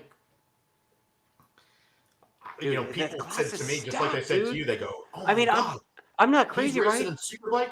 Awesome, Dude, he's gonna get crushed. Superbike, it's so exciting right now. I'm just like, I'm looking at the hitters at front, and I'm just like, holy shit, dude. Like, has it been this stacked ever? Like, I mean, I'm thinking back, and I'm like, I don't remember it being stacked like this with that level. All the No, it's like, been yeah, it's been a bit. Don't forget, we've been missing the Yosh deal, yeah, right? So to yeah, get a couple of other bikes back on the grid, really good competitive bikes, like that Ducati's fucking proper, dude. yeah. All our Yamahas are, Riches are. The The BMW, BM, the BMs are proper, yeah, and then Um, obviously the Suzukis are still what they are. I mean, we've yet to see the best of Richie Escalante. I think, like I've got pretty high expectations for that dude to come out swinging a little bit. I Um, do. I just think he probably needs a situation to evolve around him. right. Um, Again, I don't know really the inner workings of what goes on in his career or anything like that. I've got some friends that work over there, but I think that motorcycle should probably be doing better than it is. But that's from the outside looking in. I Yeah, mean, it's a GSXR, right? It's the most winningest production bike in motorcycle racing history. yeah. But Well, when I you mean, talk, the reality is, I'm just gonna throw this out there. There's a certain team, the blue team, that is the winningest team in motorsport. Period. Attack Yamaha is the winningest team in motorsport for the last 3 years. mm, Not like we looked. Richard and I hmm went through and we're like, shit, more than Formula One, more than, because how many teams could say they went out and won 16 out of 19? well, no, for sure, dude, I mean that. for sure. Um, I mean it pretty much this year too. I mean, whenever he didn't fall down, he pretty much won, right? So Hmm it's kind of strange to see him fall down as much as he did this year, but Jake pretty much wins if he doesn't fall down Well, I mean, I would or suspect break the down. same thing's going to happen this year. He's not going to fall down unless he's pushing extra hard, and it's up to the rest of us to make him push extra hard. I mean, I can tell you right now, Matthew will come out of the gate, with flames coming out of his He fucking nostrils and steam Like what coming from else his is ears. new, right? Like Right. that's like standard. Exactly. That's an average Tuesday night, right? So, Right. No, I'm um, really happy, and you know who else is? I'll tell you that I think when PJ first started that ride, they said, "Oh, well, we thought he would have come a lot farther, a lot quicker." I think PJ in his mind, and I could be very wrong, but I think PJ in his mind is like, "Man, I finally got a ride like on a really legit team. I don't want to fuck this up." And then when he heard, "Hey, we might be switching up riders or whatever," like at Pittsburgh, dude, is when it all started going good for him. And he was riding really hard, so I think he may have thrown caution to the wind or taken some more chances. But that's what all of us have to do it. The consistency is good, right? But how many? Jake had what 4 zeros this year? at least, yeah, Okay, so and he still won the thing. So to me, if we have a zero, I'm going fucking whatever. Yeah, I right. mean, I'm not. You won't. It's a Nobody long wants to see season. that. Y'all have like a million races, dude. It's not Right, like back in the day where you got right, one race a weekend. right, It's right, it's a it's a big deal. I mean, I think you guys lost VIR from the schedule, right? right. Is there a replacement for that or No, no. So it'll be uh, uh, when we were at VIR, we'll be at Barber this year, and then we'll finish up at Jersey this year. And there'll be two triple headers, which I'm completely against, but it doesn't matter. We're gonna do them, and we're gonna make the best of them. yeah. It's a personal preference. That's all it is. Um, I mean, you're already there dressed up. I mean, what the fuck, exactly. right? I would have rather seen another whole event. I like being at the races. I like racing a lot. It's all Oh, right. okay. Okay. It's okay. Yeah, I mean, so Pinky's like better than the Yoshimura and all of the Matt and Mladen's area. Well, I was saying that like right now the hitters. I mean, you got Cam and Jake, you got Matt, you got uh, the 3 riders on the Tytler's team. You got the Ducati. You got the Suzuki. I mean, between the BMWs, Matt, and the attack team, I mean, that's 6 dudes, 7 dudes basically capable of winning any weekend. You know, Yep. it's been a long time since Superbike's been capable of that level of like six, Well, 7 again, dudes the capable only of thing winning. that the I only think thing that Miguel some of these guys Duhamel need was to still get is just a racing when little that was a sniff. thing, right? What? The only thing that most of these guys need to get is just a little sniff. Once they get a sniff, it's on. I mean, Yeah. it's like blood in the water. The Yeah, difference is I, you I need think to. it's great for the sport to have more hitters like that because what happens is, you know, it gets, even Richard talks about it.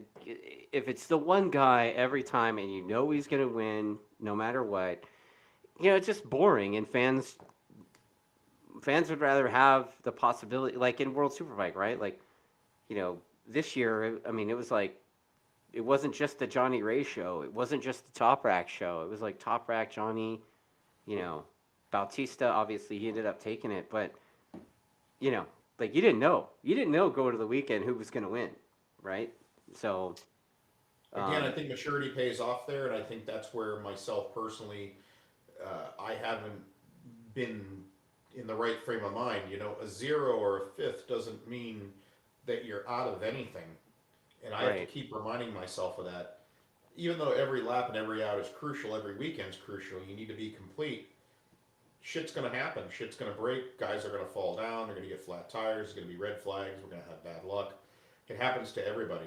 Right. And if it doesn't happen to you in a season, it'll get you the next season or the season after.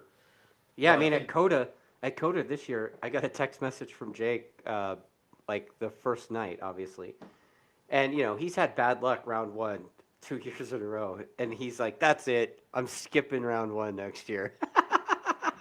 I mean, he's not, but obviously he wouldn't. yeah, But I mean, the guy's had bad luck 2 years in a row, round one, but he yep, still comes away with the thing. So, yeah. um, stuff seems to be working over there. So you were saying that, um, I mean, I'm not gonna like pin you down on what the hell happened, but I know you changed data guys. So Yeah.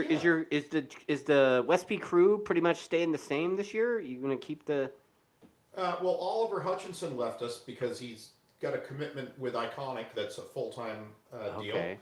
which he loves, and then he also has an avocado ranch with his significant other, I did and not know that. yeah, Ollie's got well, an I mean that, avocado ranch.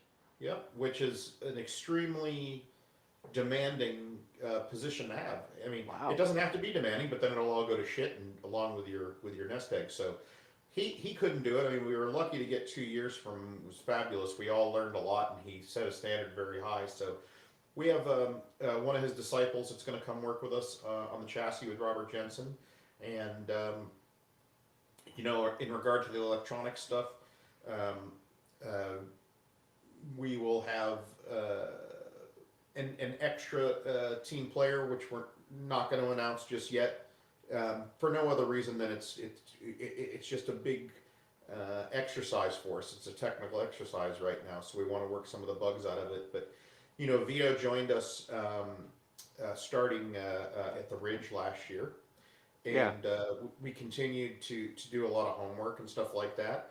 And he'll work with us in some capacity this coming year. And like I said, we'll have an extra person at the track. And Ed's getting a lot more educated on the system as well. So I think we're going to have more people involved in it than we have in the past. A lot of times having more hands in something is not good. But I think with the gentleman directing it the way it is will be very good, and it's all going to be a process. Um, I want to give kudos to Rich in regard to the electronic situation, because much like everything else, he opened the book and started reading it and started pressing buttons, and away he went. I mean, it's a little bit more technical than that, of course, but he's like, hey, you got to take a chance. Chuck, even you should be educated in this. You should know how to run the system. And I agree with that. I believe it. I don't have the mental room for it right now. I'm still trying to help do the very basic. but Ed is way more involved in it than he ever has been in the past, and he's getting way more of an education than he ever has. Again, we'll have another person at the track. We'll have some people in the background. So I'm very confident of what we're doing. We've got a really excellent database now from all the racing that we've been doing. Yeah. And I think it will be hopefully the most seamless season we've ever had. Well, let me ask you this. I saw you at Daytona this year. Yep. You were hanging out with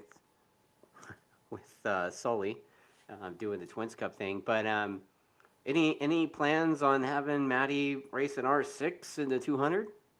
No, it's not going to happen. It's not going to happen for a couple of reasons.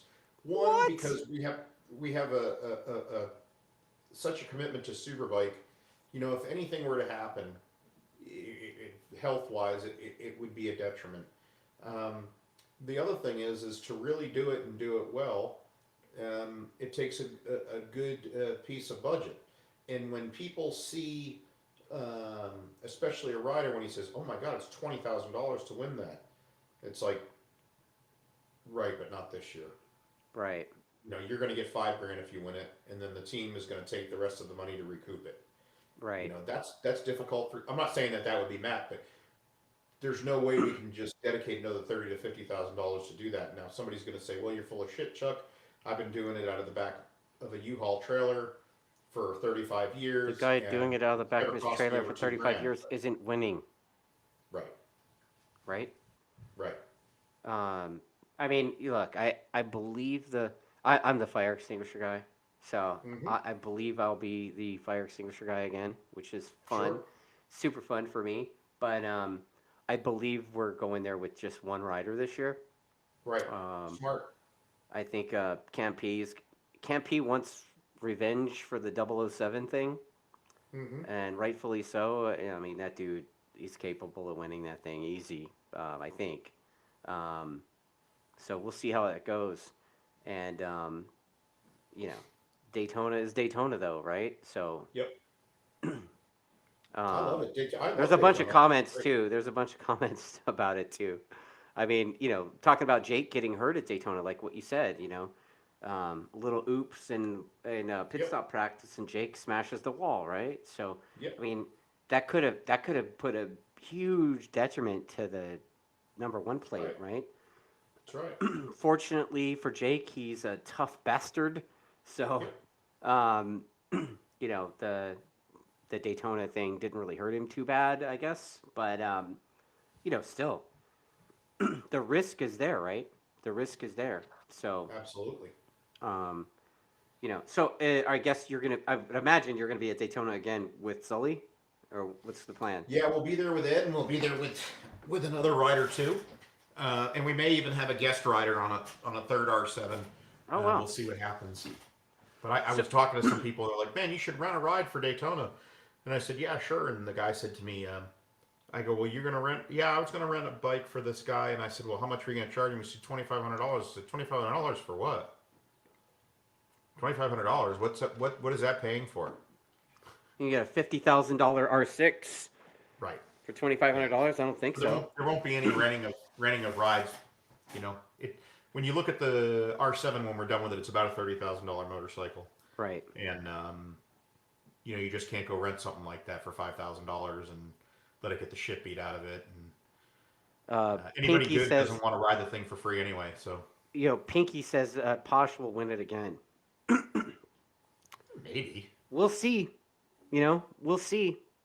Going back to your R7 project, I want to talk about the rest of the stuff that you guys do. I mean, you guys on a race weekend, I know that you've carted people's stuff around. I know you had the Roach Kid a couple years ago on the R3. Yeah. You do the R7 thing a little bit, and I guess that's kind of branching off.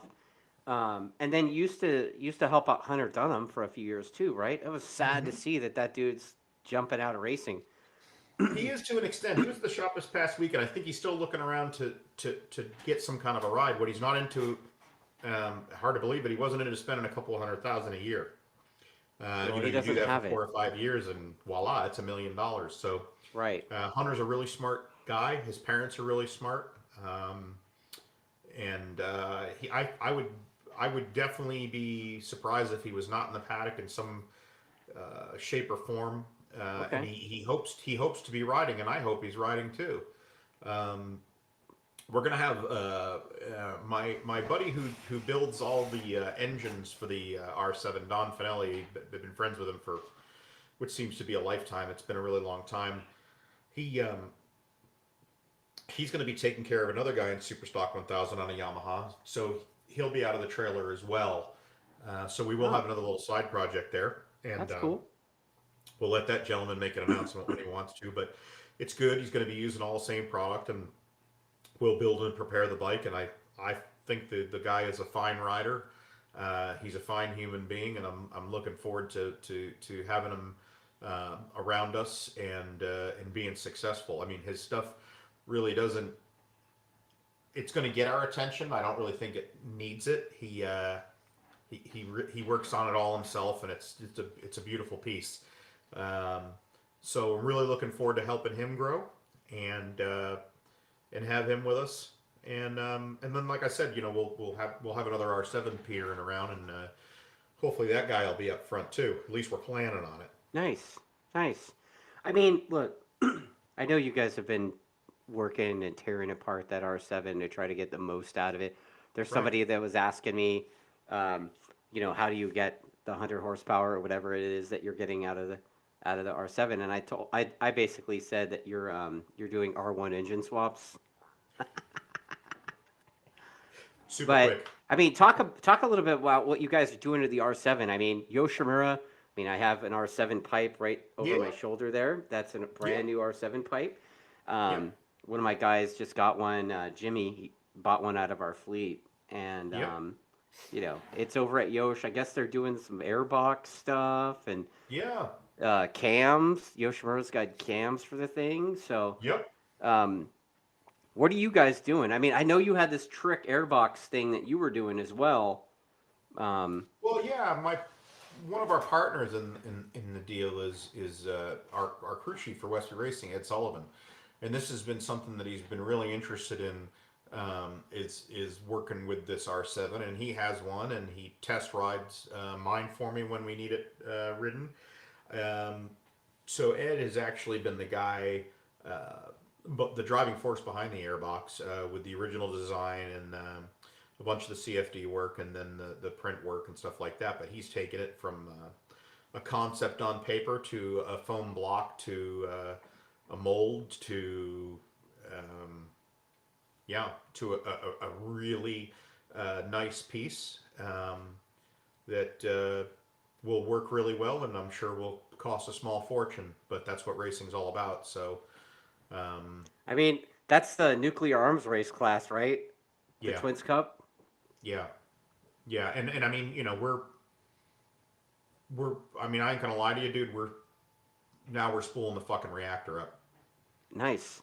I mean, Yeah, you said 30-some thousand-dollar R7. I mean, yeah, that's a budget bike, dude. Like that's a sub $10,000 bike to start with. So yeah, to take yeah. that thing from the budget street bike to If you twin. give me a brand new 0 mile engine, I'll give you back, or Jock Moto will give you back for just over $10,000. One that makes 100 horsepower at the wheel, Okay. and reliably. Reliably, right? Yeah, yeah, Because that's the thing. Like, there's always that engine guy that's like, yeah, man, $1,500. I'm not gonna mention names. mm. Um, Rhymes with Schmary Schmeen, right? But I mean, you know me, dude. This is me. This is me, right? I You think know, you should get a Schmortion. yeah. So I mean, there's always the guy that's offering less, but then, how much is the failure worth? Well, that's the thing. The R7 as a base was a budget motorcycle, but the bones of it, especially in the engine, are really robust. So the engine can really take a lot more than one would think. We're in the very beginning of the development of that engine, to be honest.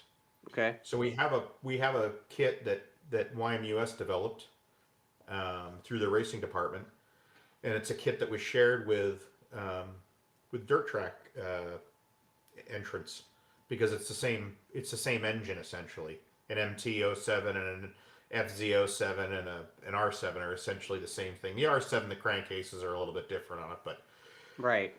basically, they have a really nice kit they make that they only sell to racers and people who are affiliates with their program. That is not available to everyone. You can put together a season no problem with no failures, but you need to do regular maintenance like a superbike engine, you know? Right. And there's parts in there that'll be timed out. Now, the difference between this motorcycle and other projects that we've done in the past is we've had an awful lot of help from YMUS. We've had help from YME in Europe. We have had help from Attack Performance for chassis and engine stuff. We have had help from other superbike entities. We've had help from car entities, from CFD entities. Everybody's wanted to get involved in this program. So everybody's had something constructive to add to the program. That being said, we're starting to get a stockpile of parts that work good and we can have a good base with. Now the chassis is something that we didn't spend a lot of time on last year. We made it turn and stop and really good, and you know the thing.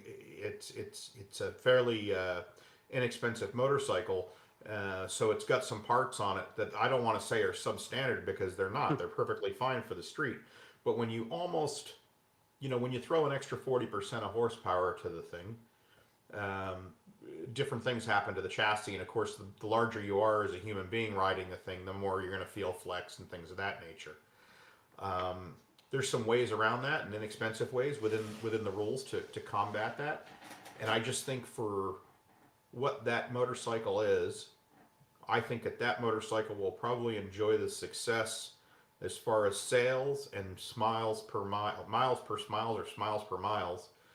that the R6 gave. And I know that's really, R6 people won't like hearing that. Well, here's the difference. You go to any dealer and there aren't any there. So that pretty much tells you the story. They're sold out. They sold out. I just before saw they your arrived. text message. That's hilarious. I knew what you were saying, but it's hilarious. All right, so I've got a few more questions. Yeah, dude, Brian fire 'em away. Green has a few questions. The first Sure. question is the stock 1,000 thing. You know, it's 5 races. He says, "Who's going to put the money into a program like that for 5 races?" But it's not 5 races. It's 10 races. It's 5 rounds. 5 rounds. Well, there's also Superbike Cup too, right? That's right. If you're part of that, yes, absolutely. You Yeah. know, most of the complaining that we're hearing as a whole are from people who don't have anything to do with the series or just people that are onlooking. I would do this, I would do that, I wouldn't do this, I wouldn't do that. A lot of the people in the paddock aren't complaining. We don't have a lot of whiners in the paddock right now. It's really good. A lot of them got weeded out. There's some real tough cookies in the paddock right now. Some people that really want to get the job done and they're not afraid to stick their neck out. I'm proud of the people. Wow. Okay. Well, that shuts that down. Okay, so here's another one. This is actually one I've heard many, many times before. By the way, I think Smiles Per Mile, I think that might be a new TrackDaz t-shirt. Thanks a lot for that, Chuck. The Aprilia 660, you know.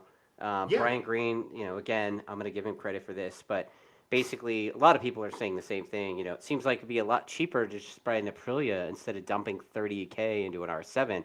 Doesn't the Aprilia make like 100 horsepower stock? I don't know, where'd those guys finish this year? They didn't win the #1 plate this year, did they? Right. Okay. And now I'm not trying to be Wow, that's sarcastic. just like a giant mushroom print on the guy's forehead. Like, come on, Chuck. Well, okay, let's go farther than that. Yeah, it's got an aluminum frame and it's got a real ram airbox, but there's no real way to tune it electronically. There isn't essentially a race ECU that gives you any depth. We're working on that with the R7. There's no suspension linkage. There's no the bike linkage is- on the 660. No, it's direct. No way, really? Yep. And again, I'm not dogging on Aprilia. I'm not. I'm grateful that they're in the class, and I've got some very good friends that run a couple of teams. But I mean, the thing's coughing up rods all the time. I think they're finally going to give them connecting rods this year, which really isn't a performance boost, but at least it should give them a few more miles before they start having problems like that. Keep the oil in the bike. Yeah, I mean, hey, get Suzuki's, there's a new Honda coming out, get them all out there. But I think that people in general are, we're concentrating on the R7 and pretty much right now we don't work on anything that's not an R series bike at our place. But I think if people are patient, we're going to do the majority of the donkey work for everybody, and then have a product and information to hand over to sell to the end user, so they can ride and not have an issue. Just do what you're told, and none of our stuff has a real short fuse on it, or you're going like with RPM, or like the old we rev the Suzuki's, shit out of the thing, like the old SV650. You look at the thing Right. wrong, and it breaks the crankshaft. Right. We Right. revved ours to thousands of RPMs over what it calls for, and it made power up there. And we saw some wear parts. I think if we turn that RPM down for the common person and just have it there for back shifting and stuff like that, I think the thing will even live a much longer life. But it is racing. So it took Blake 2 engines to do the season. Wow. We just did a rotation. He didn't give us one and freshen it up and come back. We did it in a rotation form. And the other thing is that everybody that works with us gets the same recipe, right? So everybody has the same engine. Anybody whose engine that we have built gets the same engine that Blake Davis gets.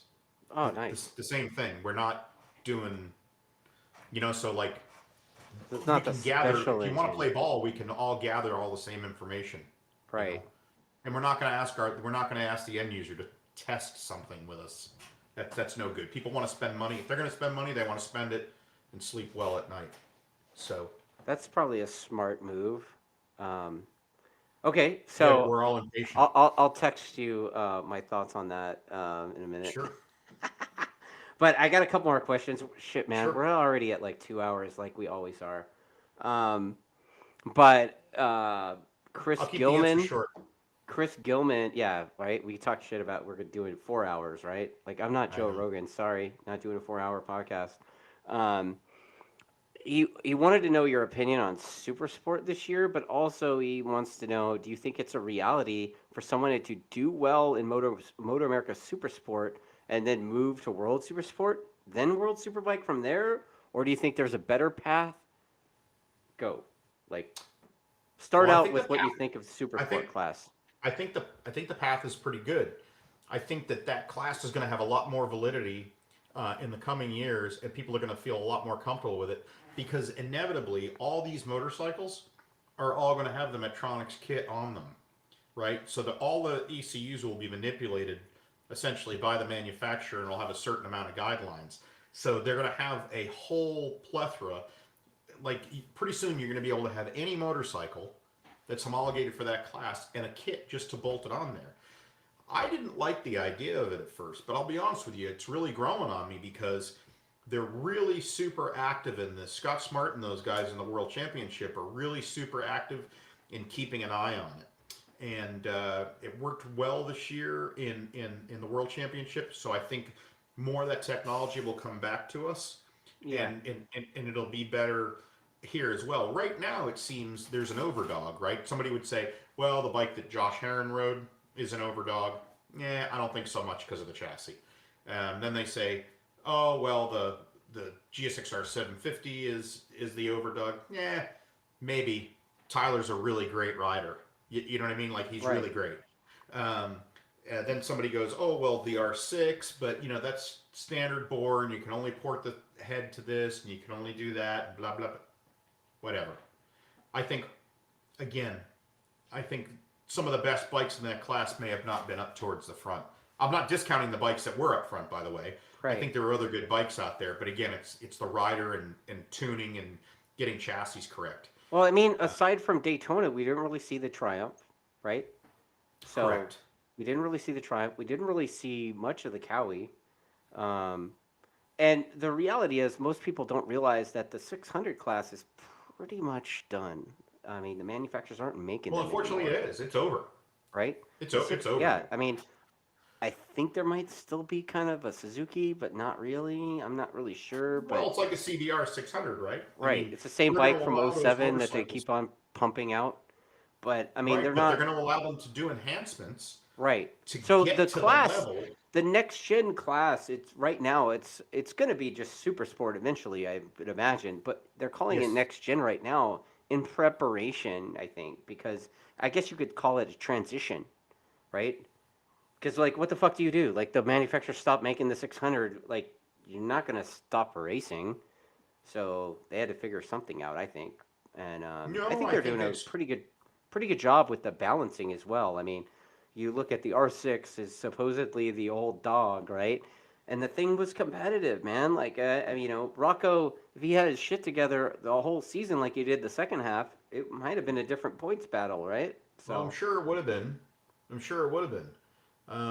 And that's not taking anything away from JH2 either. I mean, he won the championship fair and square. The guy kicked yeah, ass and he won it. But again, those guys didn't come to play. They had an objective and they did it. yeah, And I think if things were different with several other teams in the paddock or other riders, uh, where their business per se was to win races and championships, don't forget to, and I hate to, this is a kind of a shitty reality, but for racing, there's only a few of us who get paid to really do this. I don't have right, a second job. This is what I do for a living. This is what Rich does for a living. right. This is what Team Hammer does for a living. This is what Tytler's race team does for a living. Those guys work full time, doing that. Albeit, I don't know if it's 2 of them or 20 of them. It doesn't matter. But racing's their business. Right. So, whereas in Europe, when you and I were there, uh, you could see that even the very smallest of team was all business, Oh, all 100%. business. You We know, sat and talked about that, right? I mean, dude, Mm. there was not a toy hauler in the paddock. There was not a van in the paddock. There was Nope. not a pickup truck in the paddock. It Nope. was all semis. Everybody was given everything they could, everything they Yeah, I could. mean, even the guy that was next to us that had like the kind of clapped out R6, right? Yep. Like even that dude, mind you, his semi looked like it was really like a furniture semi Hmm. originally, but he had it wrapped up and it looked That's legit. right. So, um, That's right. it's a little different So game yeah, over there. going back to the guy's question, I think that the next is definitely going to be the way to go. If you're interested in Superbike and you want to be there inevitably, I don't think there's a problem jumping on a super stock bike. Um, I'm really about that super stock class as long as people want to make the step. I look at it just as a step. You're not going to be a hero in super stock. You're going to get your feet wet. Hopefully, you're going to catch the bug to go superbike racing, and then you're going to go to superbike. Yeah. Um, I mean, a couple you know. years ago, Kyle Wyman said almost the exact same thing. I mean, that Hmm. dude was like, dude, if you want to go race Superbike, stop with the excuses and just fucking do it, you know? Yeah. And Right. and I mean, you remember what Kyle rode in Superbike before he had that Ducati? He rode like a stock 1000 R1 at first. He Hmm. eventually developed it a little more, but Hmm. I mean, it wasn't it wasn't like a Superbike, not No, it's really. quasi. Right. That's what we did for a year Like too. Was like quasi my superbike. bike is about what maybe maybe more actually, right? Like, Yeah. so I mean, those guys, you look at the privateer guy like Max Flinders, right? That dude's doing the superbike thing, and I think he's doing a pretty good job for a privateer guy Max out is of a doing a box great van. job. Max was given the coveted Sportsman of the Year award from MotoAmerica, and I think that's a Because hell he of an honor to be is. honest with you. He is, dude. That dude is Yep. super friendly. His Yep. whole family, I think that's his dad in the pit, right? It is Martin's his dad. Yeah. Yeah, I mean, it's like, they're super welcoming. I even Yep. try to help them out with the electronics, what I could, with the kit stuff, because I'm like, Yep. hey, we did this YouTube thing, like, we want to talk. Like, how come you That's don't right. have data on your bike, bro? Like, You know, Right. even the club Right. bikes all have data now, right? So, Right. Right. um, you know, it's just that one next thing, and he'd rather go racing, right? So, anyway, um, Next yeah, question. yeah. I mean, okay. So that Brian Green guy is talking about you're talking about the transition of the class, and he was talking about the cost of the 750 fly by wire thing is about 10 grand right now. Like he kind of hopes that cost No, will it's come down. not. It's not. And Ulrich that told kit him that. for a drive-by-wire kit, 10 grand. Yeah, it's about 10 grand. You got to get it from England. I think it's because maybe there's not very many sold yet. Eventually, that stuff will go down, like TVs, right? Um, but No, then there's a again, price cap. There's a price cap on all that stuff, and so I don't see how that's the case. Now, I'm certainly not calling John or Chris Ulrich a liar by any means, but I can tell you this: if it was $10,000 for a drive-by-wire system, I wouldn't be racing a fucking Suzuki. That's the end of it. wow. Okay, that's a pretty bold statement there, buddy. Um, Well, but I mean, why would you spend right. $10,000 on just on a drive-by-wire system? You know, you got 1,500 in shock, 1,500 in forks, 2,000 in an engine, 1,500 in bodywork, kit electronics, all this other stuff, and now you're gonna spend that kind of money just to be legal in a class. So Yeah. $10,000 seems to be a bit pricey, but if I'm wrong, I apologize, but Yeah. that's not for me. Yeah. Yeah. All right, man. I'm gonna start to wrap this thing up basically, Yeah, but I got one last fan question I'm gonna go to, and this sure. is gonna like put you on the spot, and it's me being Ron Burgundy, right? Like I'll. Okay, so this one comes from Sean Sage. He asked to ask Chuck when he's gonna put Dustin Coiner on the second Westby Superbike.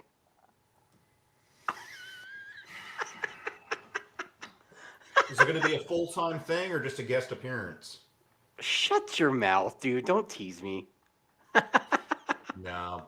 So many people ask about when we're going to let when we're going to have a second Superbike, and I think if we had a second Superbike, I believe that our program would have been even farther along than it is. You know what the biggest problem right now, dude? I mean, we already talked about budget. You can't find anybody to work. Yeah. You can't find anybody to work, and the part of the problem is the people that do want to do the job also have another job. Right. And working for the Westby team is a lot different than working for most of the other teams because we like to get people out to every test. We have work back at the shop when you do. We pay good, but we ask a lot of the contractors and the employees that work for us. So Right. it's full dedication. And I think if we had more people in the sport on a technical level, then we could entertain putting more guys on motorcycles. But we have had a lot of people that come to us and say, "What's it going to cost to do this, this, or this? This is what it's going to take. We can't do it because of," and generally it comes down to help. It's been just horrible. There's no guys that want to start out filling coolers like we did 30 years ago. Yeah. I hear that, dude. I hear that. And yeah, I mean, I guess I would ride your bike if we given the opportunity, but I'm not that guy.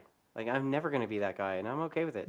I hand that shit out. I don't have a problem handing that kind of stuff out, but boy, Ed and Trig, they're like, "What? You're gonna do what?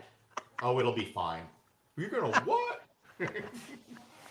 Right on, man. Well, you know what, Chuck? It's been fun, dude. We made it past 2 hours again, dude. Like, how does that even Yeah, and I happen? fucking rambled my ass off again. I'm not sure how much ground we covered. No, man, it's great, dude. We got through the notes. We did the stuff. It was great. I appreciate you taking some time out of your Georgia evening. Heck yeah, it's always a good time with you. Yeah, man. We'll have to catch up more. I want to do like the Superbike roundtable with you and Richard and the rest of the Superbike team owners. And now Mhm. that the Ducati rider's been announced, maybe we could work on getting I that think that'd going. be But really great to get everybody in doing that. yeah, man, it'd be kind of neat to hear the perspective of the council. I agree. Yeah, I think it would be really fun for people to be able to hear that. yeah. Yeah, so thanks again, Chuck, and I'm gonna sign off right now. But dude, again next Thank you time. very much. I appreciate you, and I appreciate everybody that watches and supports Moto America, road racing in this country, and any kind of motorcycle that is known to man. Get out and ride. Right on, man. Well, See you, peace pal. out. Thank you.